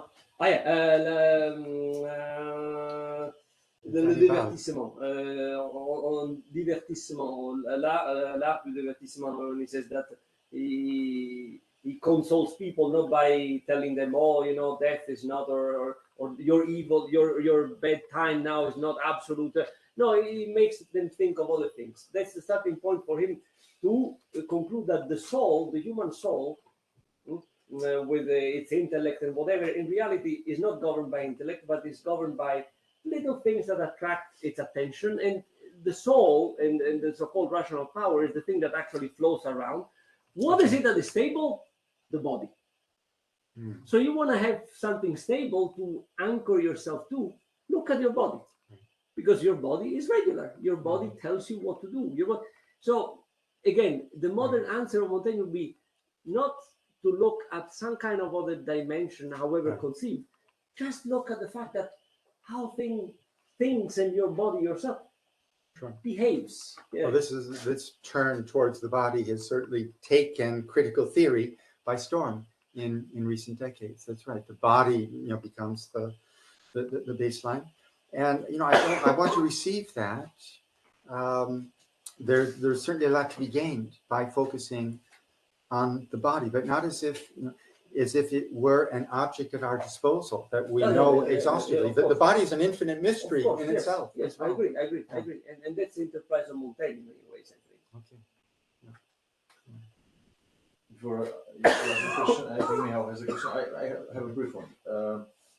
So I would like to pin down your attitude towards the first principle, and your take on Plato's reading of the first principle. So basically, I think I have three options. First, I thought, and I will present those three attitudes towards the first principle by means of a joke, a quote, and a remembrance. So first, I thought you position yourself in a situation when you're talking about the apophatic unspeakability, or whatever apophatic take on the principle, that as in this story, that there is a student who goes to the master, let's say Plato, and he says, Master, tell me about the first principle. And says, I can't do that, because if I told you, it would be the second principle. So I thought this is your position initially, but then you were speaking, and then you convinced me by speaking that that it's possible to talk about it. But it's not direct. It's not direct speaking. Right. Yes. So then, well, the quote is from Damascus, because we know about Plato, Plotinus, the ӓγραφα δόγματα, but I think with the development of late Platonism, the last scholar, Damascus, he has this strange attitude so close to this radical apophatics that it's impossible to see something. It's completely ineffable. And just two or three sentences where he says this in a very convincing way. Where if we adapt his position, we would have no reason to read the testimonies at all, right? Mm-hmm. Because what he says about the first principle is that it is so unknowable that it doesn't even have the nature of being the unknowable. And it is not by declaring it unknowable that we can delude ourselves that we know it, since we do not even know whether it is unknowable. So he's even further than you. It is certain that as for the absolutely ineffable, we cannot even affirm that it is ineffable. And we have to say that it withdraws from every composition of name or discourse, as likewise from every distinction, such as that of the knowable and the knower, the knowable or the unknowable. It is necessary to think of it as a kind of flat and smooth hollow, on which no point can be distinguished from another, as the most simplest and most comprehensive thing, not simply one, but all one and one before all, not one of and all. Whatever. In fact, he speaks about kenem basia, like walking on the void, right? Who is that? Right. Damascus. Yeah. Yeah. The principle. Yeah. That sounds a little like the Platonic skepticism.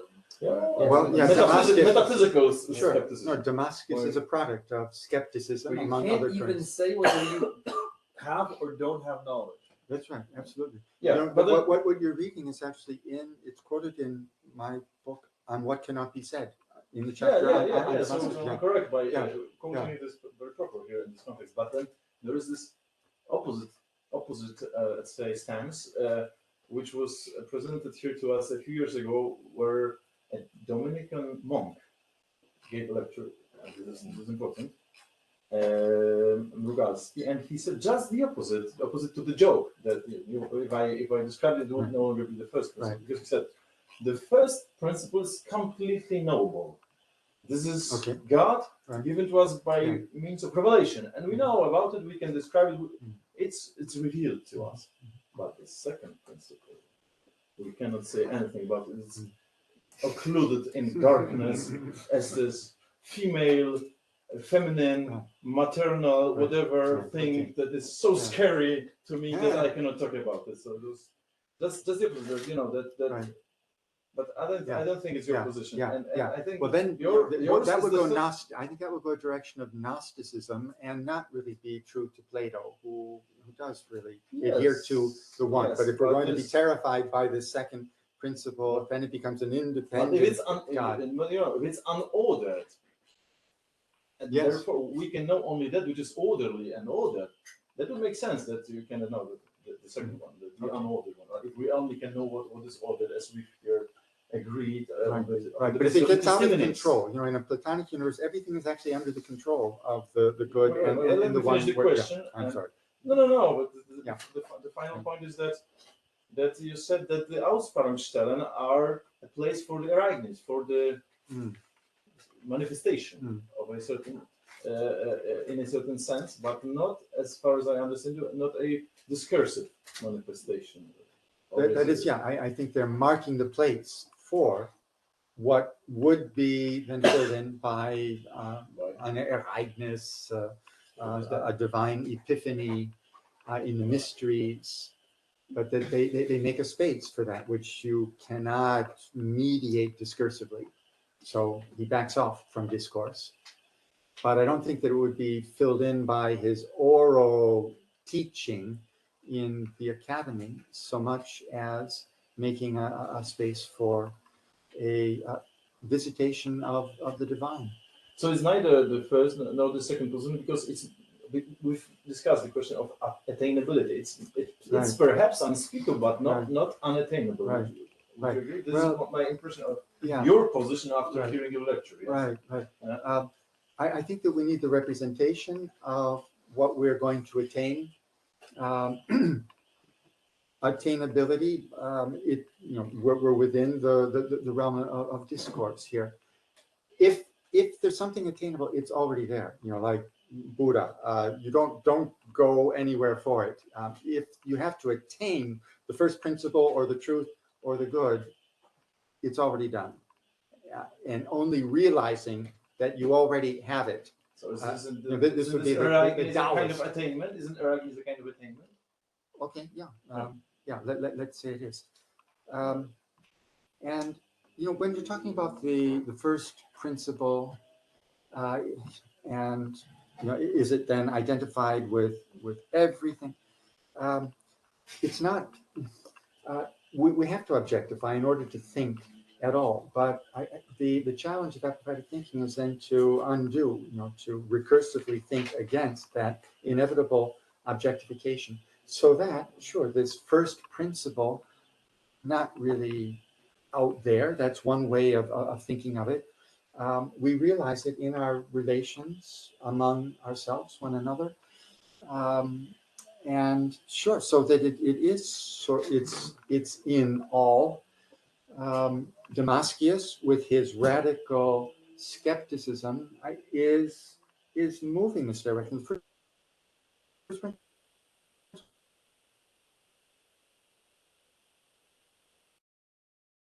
So Right. So what Doesn't he's make done, any but he gives us a discourse.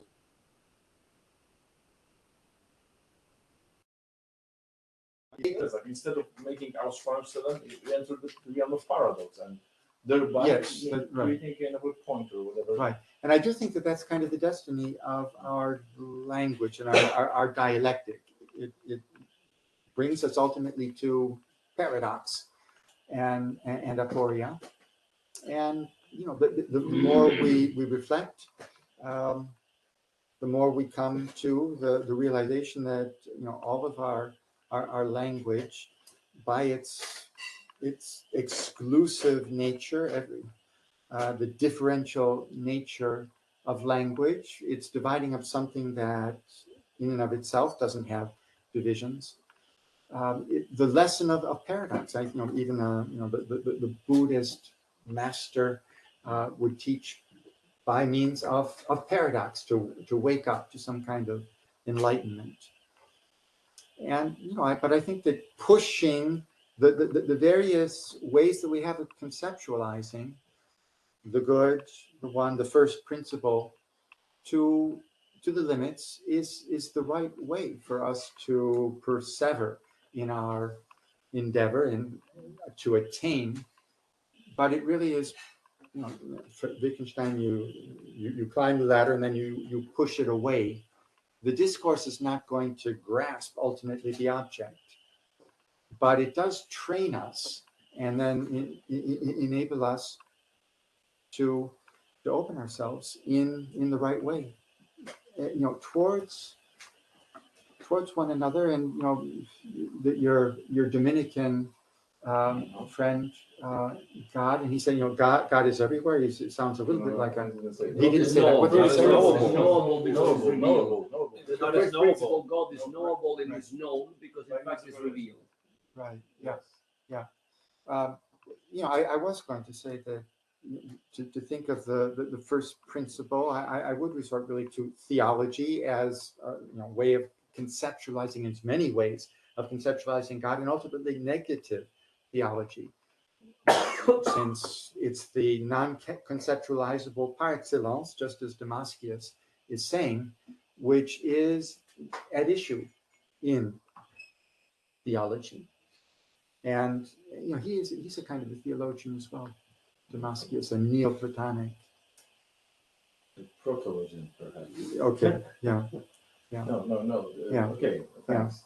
Yeah. But I think the strategy of leaving places open is a good one, and I wonder if the Tübingen school is not like covering those places with the testimony, and thereby, you know. No, but one point that I loved in your presentation is exactly. I mean, this is one of my dark beasts, so to say. You put the finger correctly on how misguiding sometimes the philological approach can be, because it is prisoner, unbeknownst of itself, of ultimately a positivistic historiographical approach to things. As if we have to say, oh, Plato thought that. Now, the thing is that if you ask Plato, would it be possible to, I don't know, have the soul of Plato here, or Plato himself, he will tell you, look, I don't know what I was thinking. I know what I'm thinking now. Well, yeah, maybe he doesn't. You know, maybe he doesn't even know. Do I know exactly what I'm thinking? I'm not sure. I'm thinking exactly, along with you and changing my thoughts as we go. I don't know exactly what I think. In other words, what Nietzsche already denounced, and Seneca before him, philosophia, philologia facta est, is a tragedy of much bigger proportions than we have started really understanding. Because it covers up the possibility to have an access to these experiences ultimately, because we're not accessing texts per se, we're accessing experiences, or trying to. And it's life experience, which we can't even get our minds around, right? It pervades us, unbeknownst to us. Yeah, and there's a work. It's so much. We become aware little by little as time goes on of what happened and how it changed our vision. a long time ago. Yeah, we have two more questions. Yeah? All right. Three more questions. Three. Briefly. Do you want to No, ask go first? on, go on. All right. Two Then more I have a question about when you said about the idealization, because I also just like Paul have some kind of problem with Platonism thought as creating the other realm that is not the realm.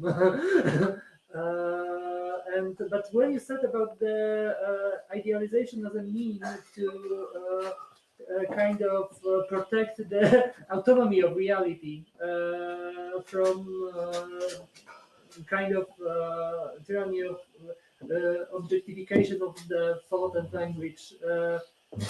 If we would understood it that way, when we just use the dialectics mostly as a means to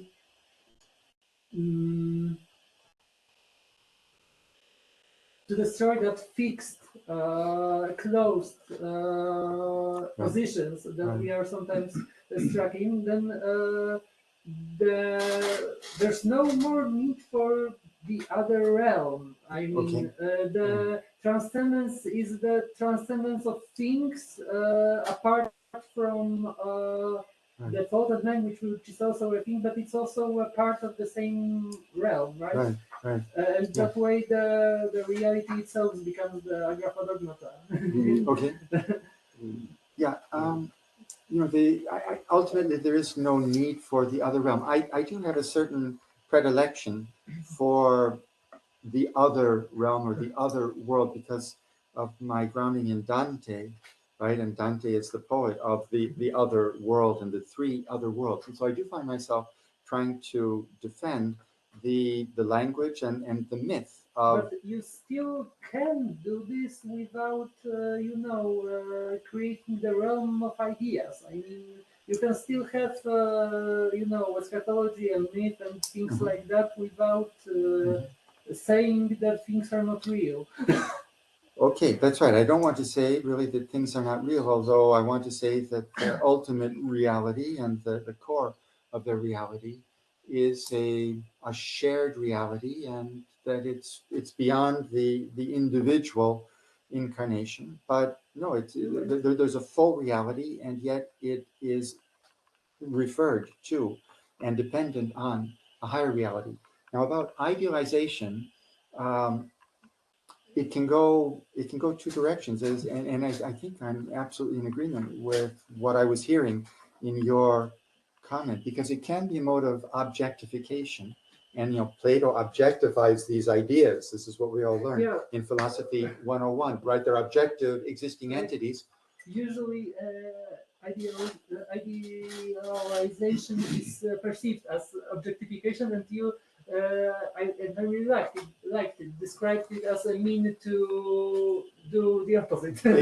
Exactly. Yeah. All right. Yeah. No, that is really my point, to try to take idealization in an apophatic direction where it really opens rather than closes in an objectified other world. That can be a powerful poetic act. It is in the case of the Divine Comedy, and it's full of all sorts of lessons about life and death and sin and virtue. It's all there, but the poetic imagination does work through objectification. Our very language, we cannot avoid it. We're talking about the first principle as if it were somebody or at least something. But you can also use it, and I think Plato does that as a means to get rid of that. That's right. And there's to unself yourself. Yeah, and that's it's right. also Yes. I think there's no other. I'm not sure if there are other means to do that. We need language. That's right. Well, It's reality. yeah, and it's by a self-reflective, self-critical process of language and thought that this takes place. One of my more recent works is toward a philosophy of self-reflection. Self-reflection seems to be a closed circuit. It can be that, and Narcissus is an emblem for our whole modern age. But if you carry self-reflection through, you come to the limits of the self, you break it open, you see the self in its intrinsic relatedness and beholdenness to others, and it becomes the opposite, as you know, as you're perceiving correctly. Where did Iris Margaret use this term unselfing? Because I only know her essay on Yeah. God is good, but it's not there. Right, It's somewhere right, else, I think, right. no? I tell you, I have very precise references for almost Oh. everything, but not that. That's something that that is a reminiscence from my undergraduate Ah. Plato course All right. in college. All right, we'll find it. Okay. I'll take that. Okay, thank you very much for your lecture. I studied a bit the apophatic theology last year, and well, there I have maybe many questions, so I try to be short. First of all, I also like this way of reading Plato, and especially reading Platonic myth. And it is also very visible, and I think Plotinus got it also when he said that my words are only the path for those who want to see. So I love this sentence from Plotinus. So I think he really continued this way of apophatic theology of Plato. And so my first question will be how this way of reading myths and Plato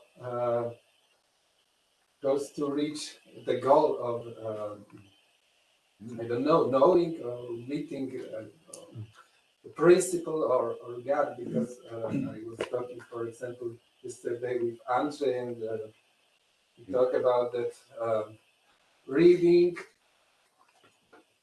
bring us to this experience. And my second question. Oh, you mean that I quoted Proclus, that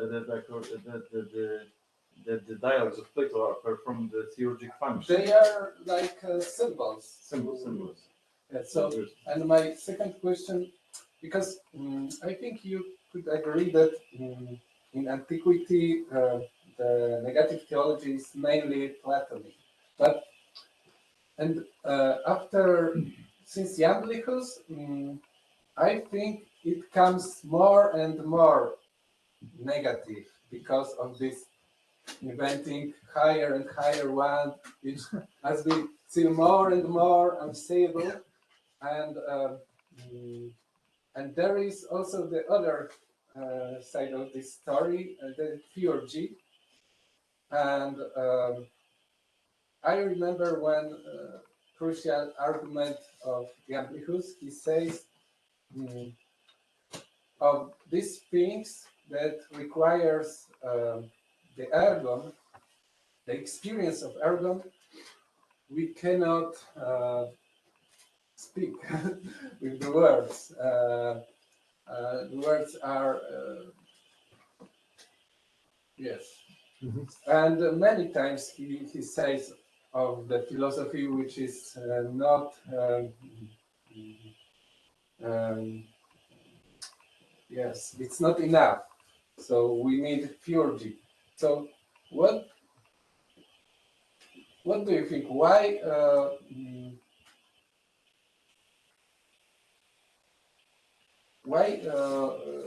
this turn to if this turn to theurgy makes the negative theology stronger, or do you see a relationship of these two things? So, Good. All right, two questions. yes. Well, just to start then where you ended up.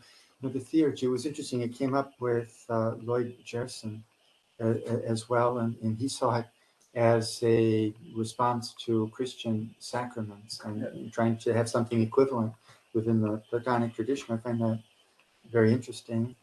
But I also see something maybe degenerate in theurgy because it's an objectification. We're using objects to try and perform magical actions. So that's again the impulse towards objectification, having something concrete rather than acknowledging the whole.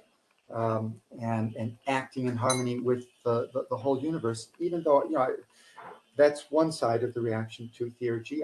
I would appreciate it as having a sacramental value, possibly, because we do have to go beyond words into some kind of action, concrete.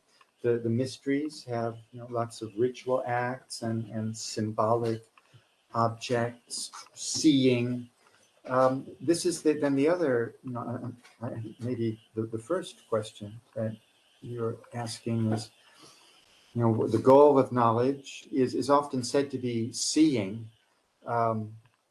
That's it's a metaphor, a myth. It's a language. There's a whole discourse about the visionary, and Dante's poem as well is a visionary journey. In the end, what does he really see? That's hard to say. It's even impossible to say. I think first of all we have to acknowledge that this is a vocabulary. It's a discourse. It's acknowledging this other mode of seeing. That's up to every individual. I don't know. Certainly there are seers. There are plenty of seers. Probably most of them somewhat apocryphal and inauthentic, but certainly there are tremendous visionary experiences. But I don't think that the philosopher necessarily is going to be gifted with that apocalyptic vision, which is why I want to acknowledge that as an important possibility, and in any case a very important representation. But it might cash out in terms of relatedness, and concrete ethical action, and even just contemplation of the other. There's an infinite mystery, facing me in each one of you. The infinite other is already there. Just to realize that in some way is the goal of knowing / unknowing, because the question you raise, it's my approach could really seem to undermine the whole project of knowing, which I don't really want to do, even though the arrogance of knowing, right, and the violence that knowing becomes. Yes, I do want to encourage critical attitude about all of that, and yet really all honor to knowing, as long as it acknowledges the unknowing that circumscribes it and conditions it. Knowing is what we're here for. That's what people like us are all about. I wanted to refer to the passage that I've mentioned yesterday in my conversation with Alex, since he has mentioned it. Of course, Proclus doesn't use the term theurgy, he uses the term mystagogy.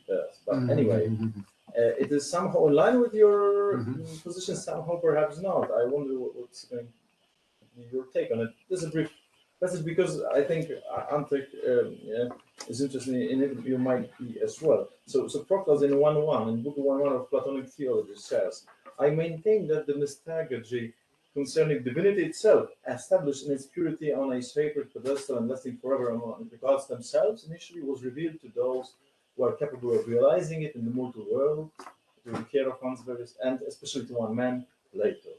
And I would not be going astray if I called him the guide and hierophant of the true mysteries. Since it shone for the first time, it was established by him in such a lofty and mysterious manner, as it were in the sacred shrine, safely in secret chambers, so that it remained unknown to the multitude of visitors to the shrine." That's to the dialogues, I presume. At certain periods of time, it reveals itself through the mediation of true priests, through hierophants who have adopted the kind of life appropriate to mystagogy. And at the same time, it sheds light on the entire tabernacle and establishes enlightenment everywhere through divine vision. Those interpreters of Plato's revelation who have presented us with the most sacred explanation of divine principles, because they have been assigned to a nature similar to their guide, that is Plato, have elevated their thoughts to the Dionysian ecstasy afforded by Plato's writings. So, as I understand it, the dialogues perform the function of mediation and a certain evocation of the divine. Of course, in the Tübingen school, we have this shift towards the ӓγραφα dogmata that are supposed to perform the same function, apparently, only in correct interpretation, for example, Schlesak's. Yeah.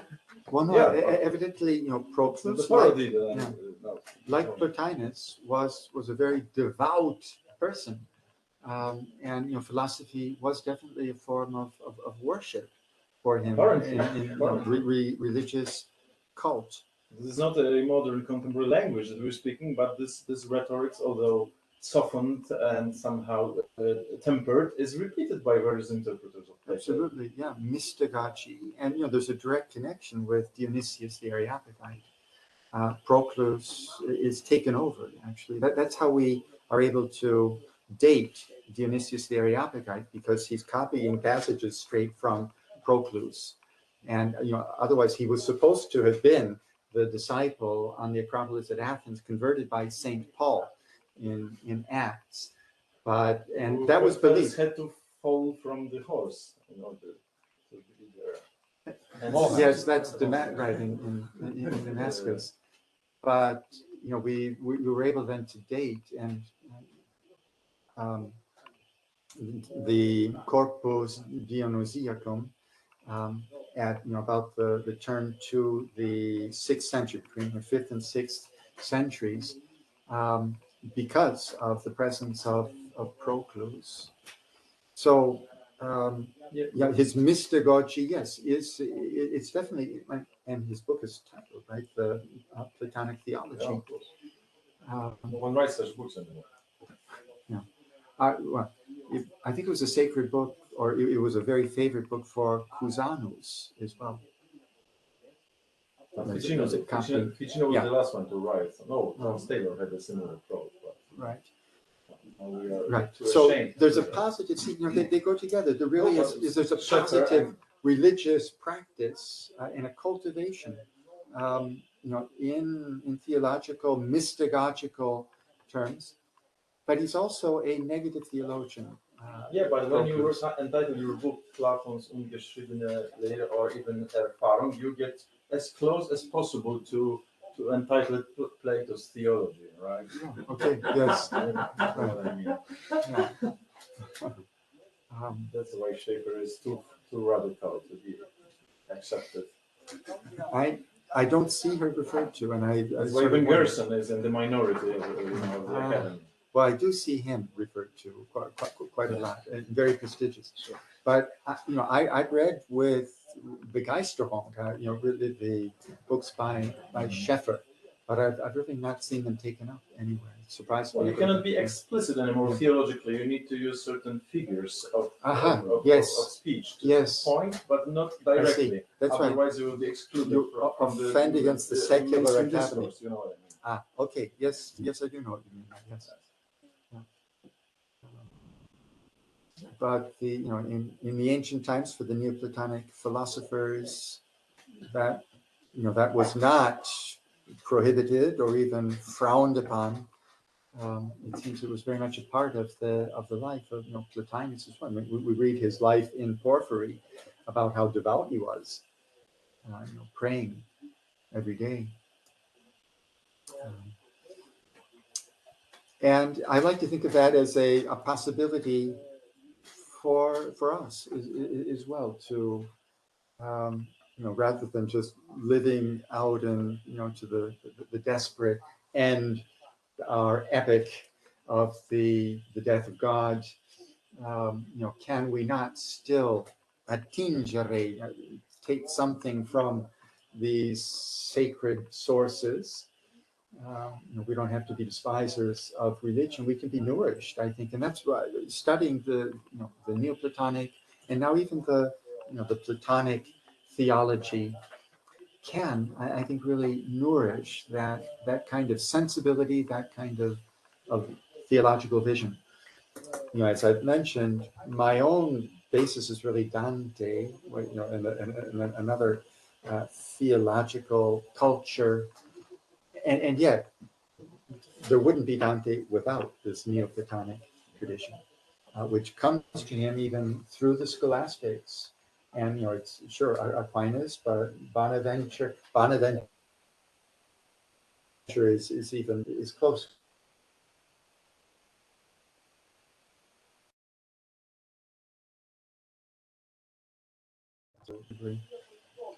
So, what I presented, even quoting Romantic poetry,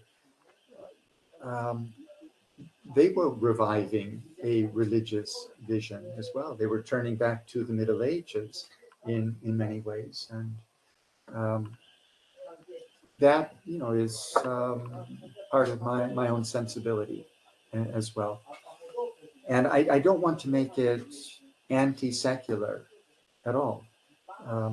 But I think that in our postmodern times, which are actually post-secular, that the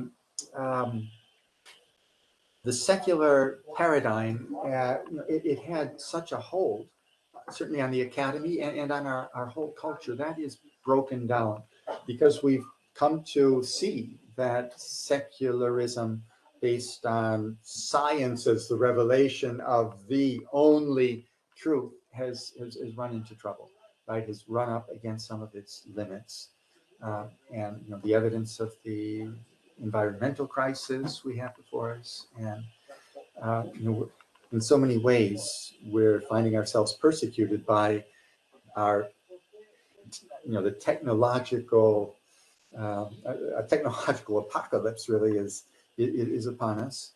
So I don't think that that secular paradigm of truth has the same staying power. Of course, that generates a lot of religious fundamentalisms that can become quite aggressive and closed, aggressive towards others, rather than this more convivial cosmopolitan spirit, which was definitely the ethos of the Neoplatonic philosophers and of the academy as well. Even though it's interesting, we have the the esoteric strain, but I would want to not radicalize that, and not see it as really exclusive. There the different levels, but it's crucial that the academy have an openness towards the general public as well.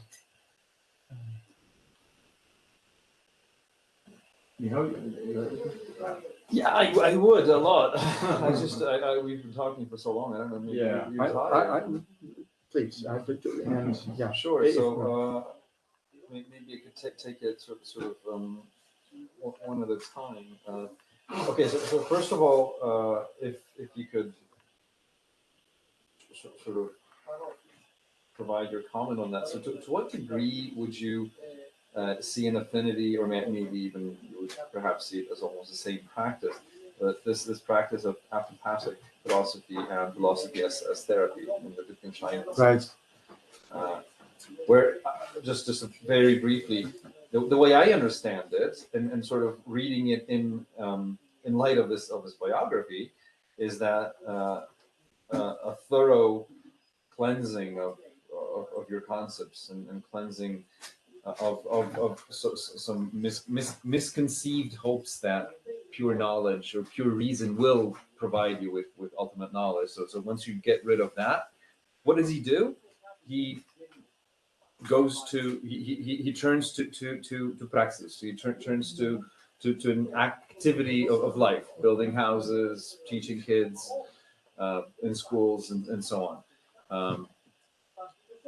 And in that sense, I understand the way I understand it. He says philosophy ends with a wall, that you cannot break through. And the point of philosophy is showing you that there is this wall, and beyond that wall is doing, not talking, Right. doing.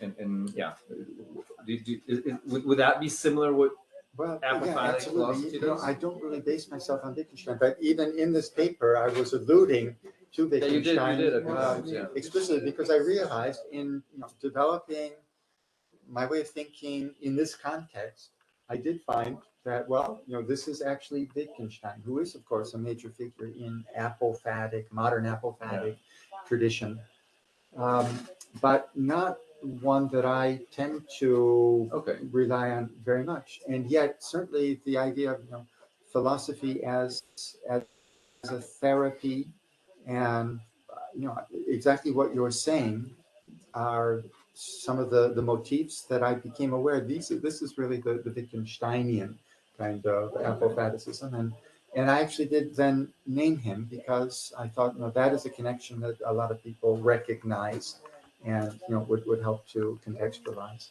Because so now I have a follow-up on that, because my point is to contrast this sort of modern counterpart of apophatic philosophy with another one, a romantic one.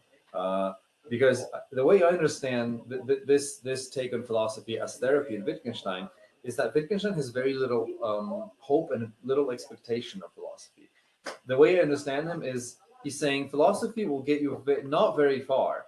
It will maybe clarify some concepts in a very narrow field of activity, probably science. So it's useful for as a propedeutic practice for science to get your concepts clear, to get your logic clear. So it's meta science, but it won't get you. It's not this exactly infinite endeavor, because you mentioned that too. It's not an infinite endeavor. It's going to get your concepts clear. Once you've got your concepts clear, philosophy doesn't have anything more to do. Yeah. Once you know that your concepts are clear in technical sciences, and once you know that philosophy won't get you further, so once you perform this self-critique, go build houses, go plant trees, and stop talking. Yeah. But I think there's another take, and the way I understand it, and that's Schlegel's idea of irony, which also was a thought that came to me, that maybe you could read apophaticism through that, on that line. The way I understand Schlegel, what I mean by that is he says that philosophy is this unendliche Streben, in the sense that you will never reach the goal, or at least don't hope to reach the goal. But that does not mean stop philosophizing, like Wittgenstein tells you. So he has a different project at Wittgenstein. He says, by all means, keep on doing this until you die and further.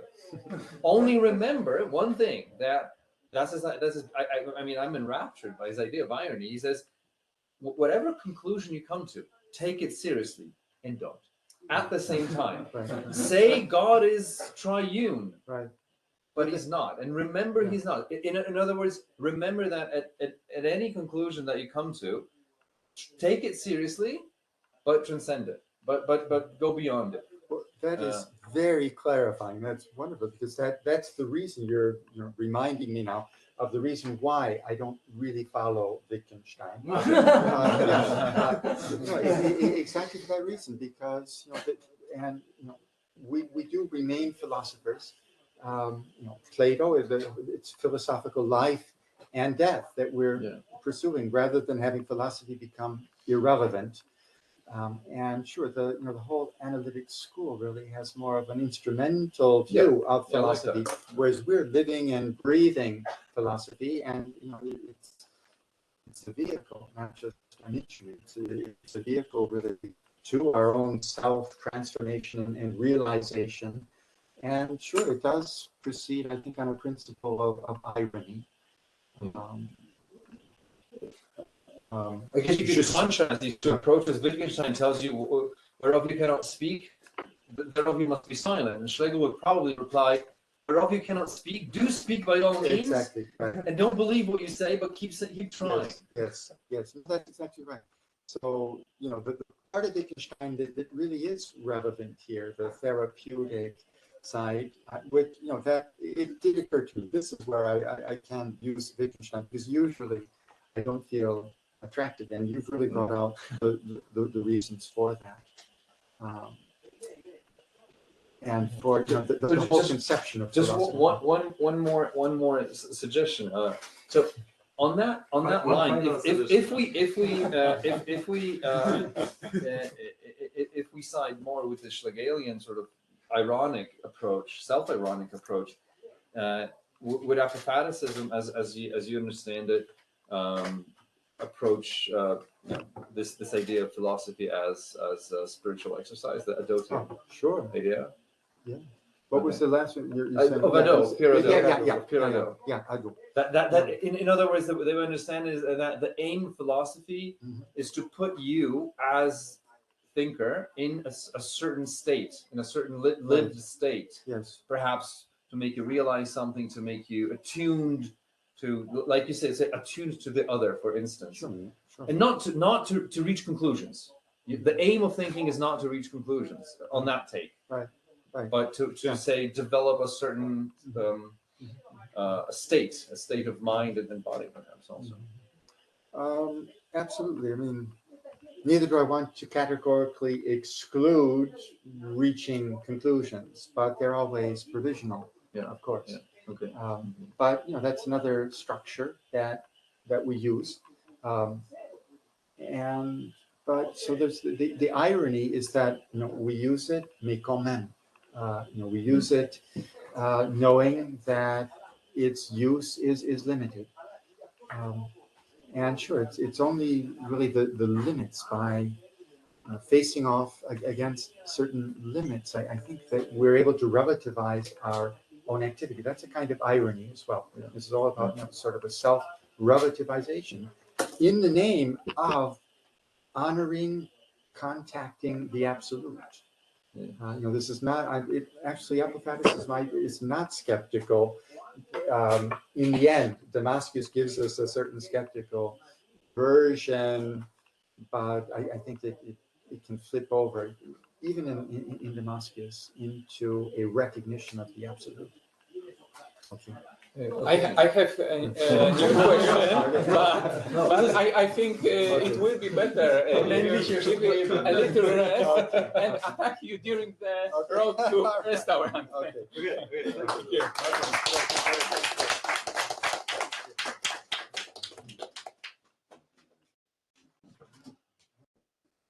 W ogóle nie wiem, czy widzieliście, jest safura żarcia. Tak. Można to zjadać, myślę. Myślę, że do tego, Można zjeść na śniadanie. myślę, że do Zupkę tego z kotlecikiem. prędzej czy później dojdzie, ale teraz ja też nie wolę się zmarnować.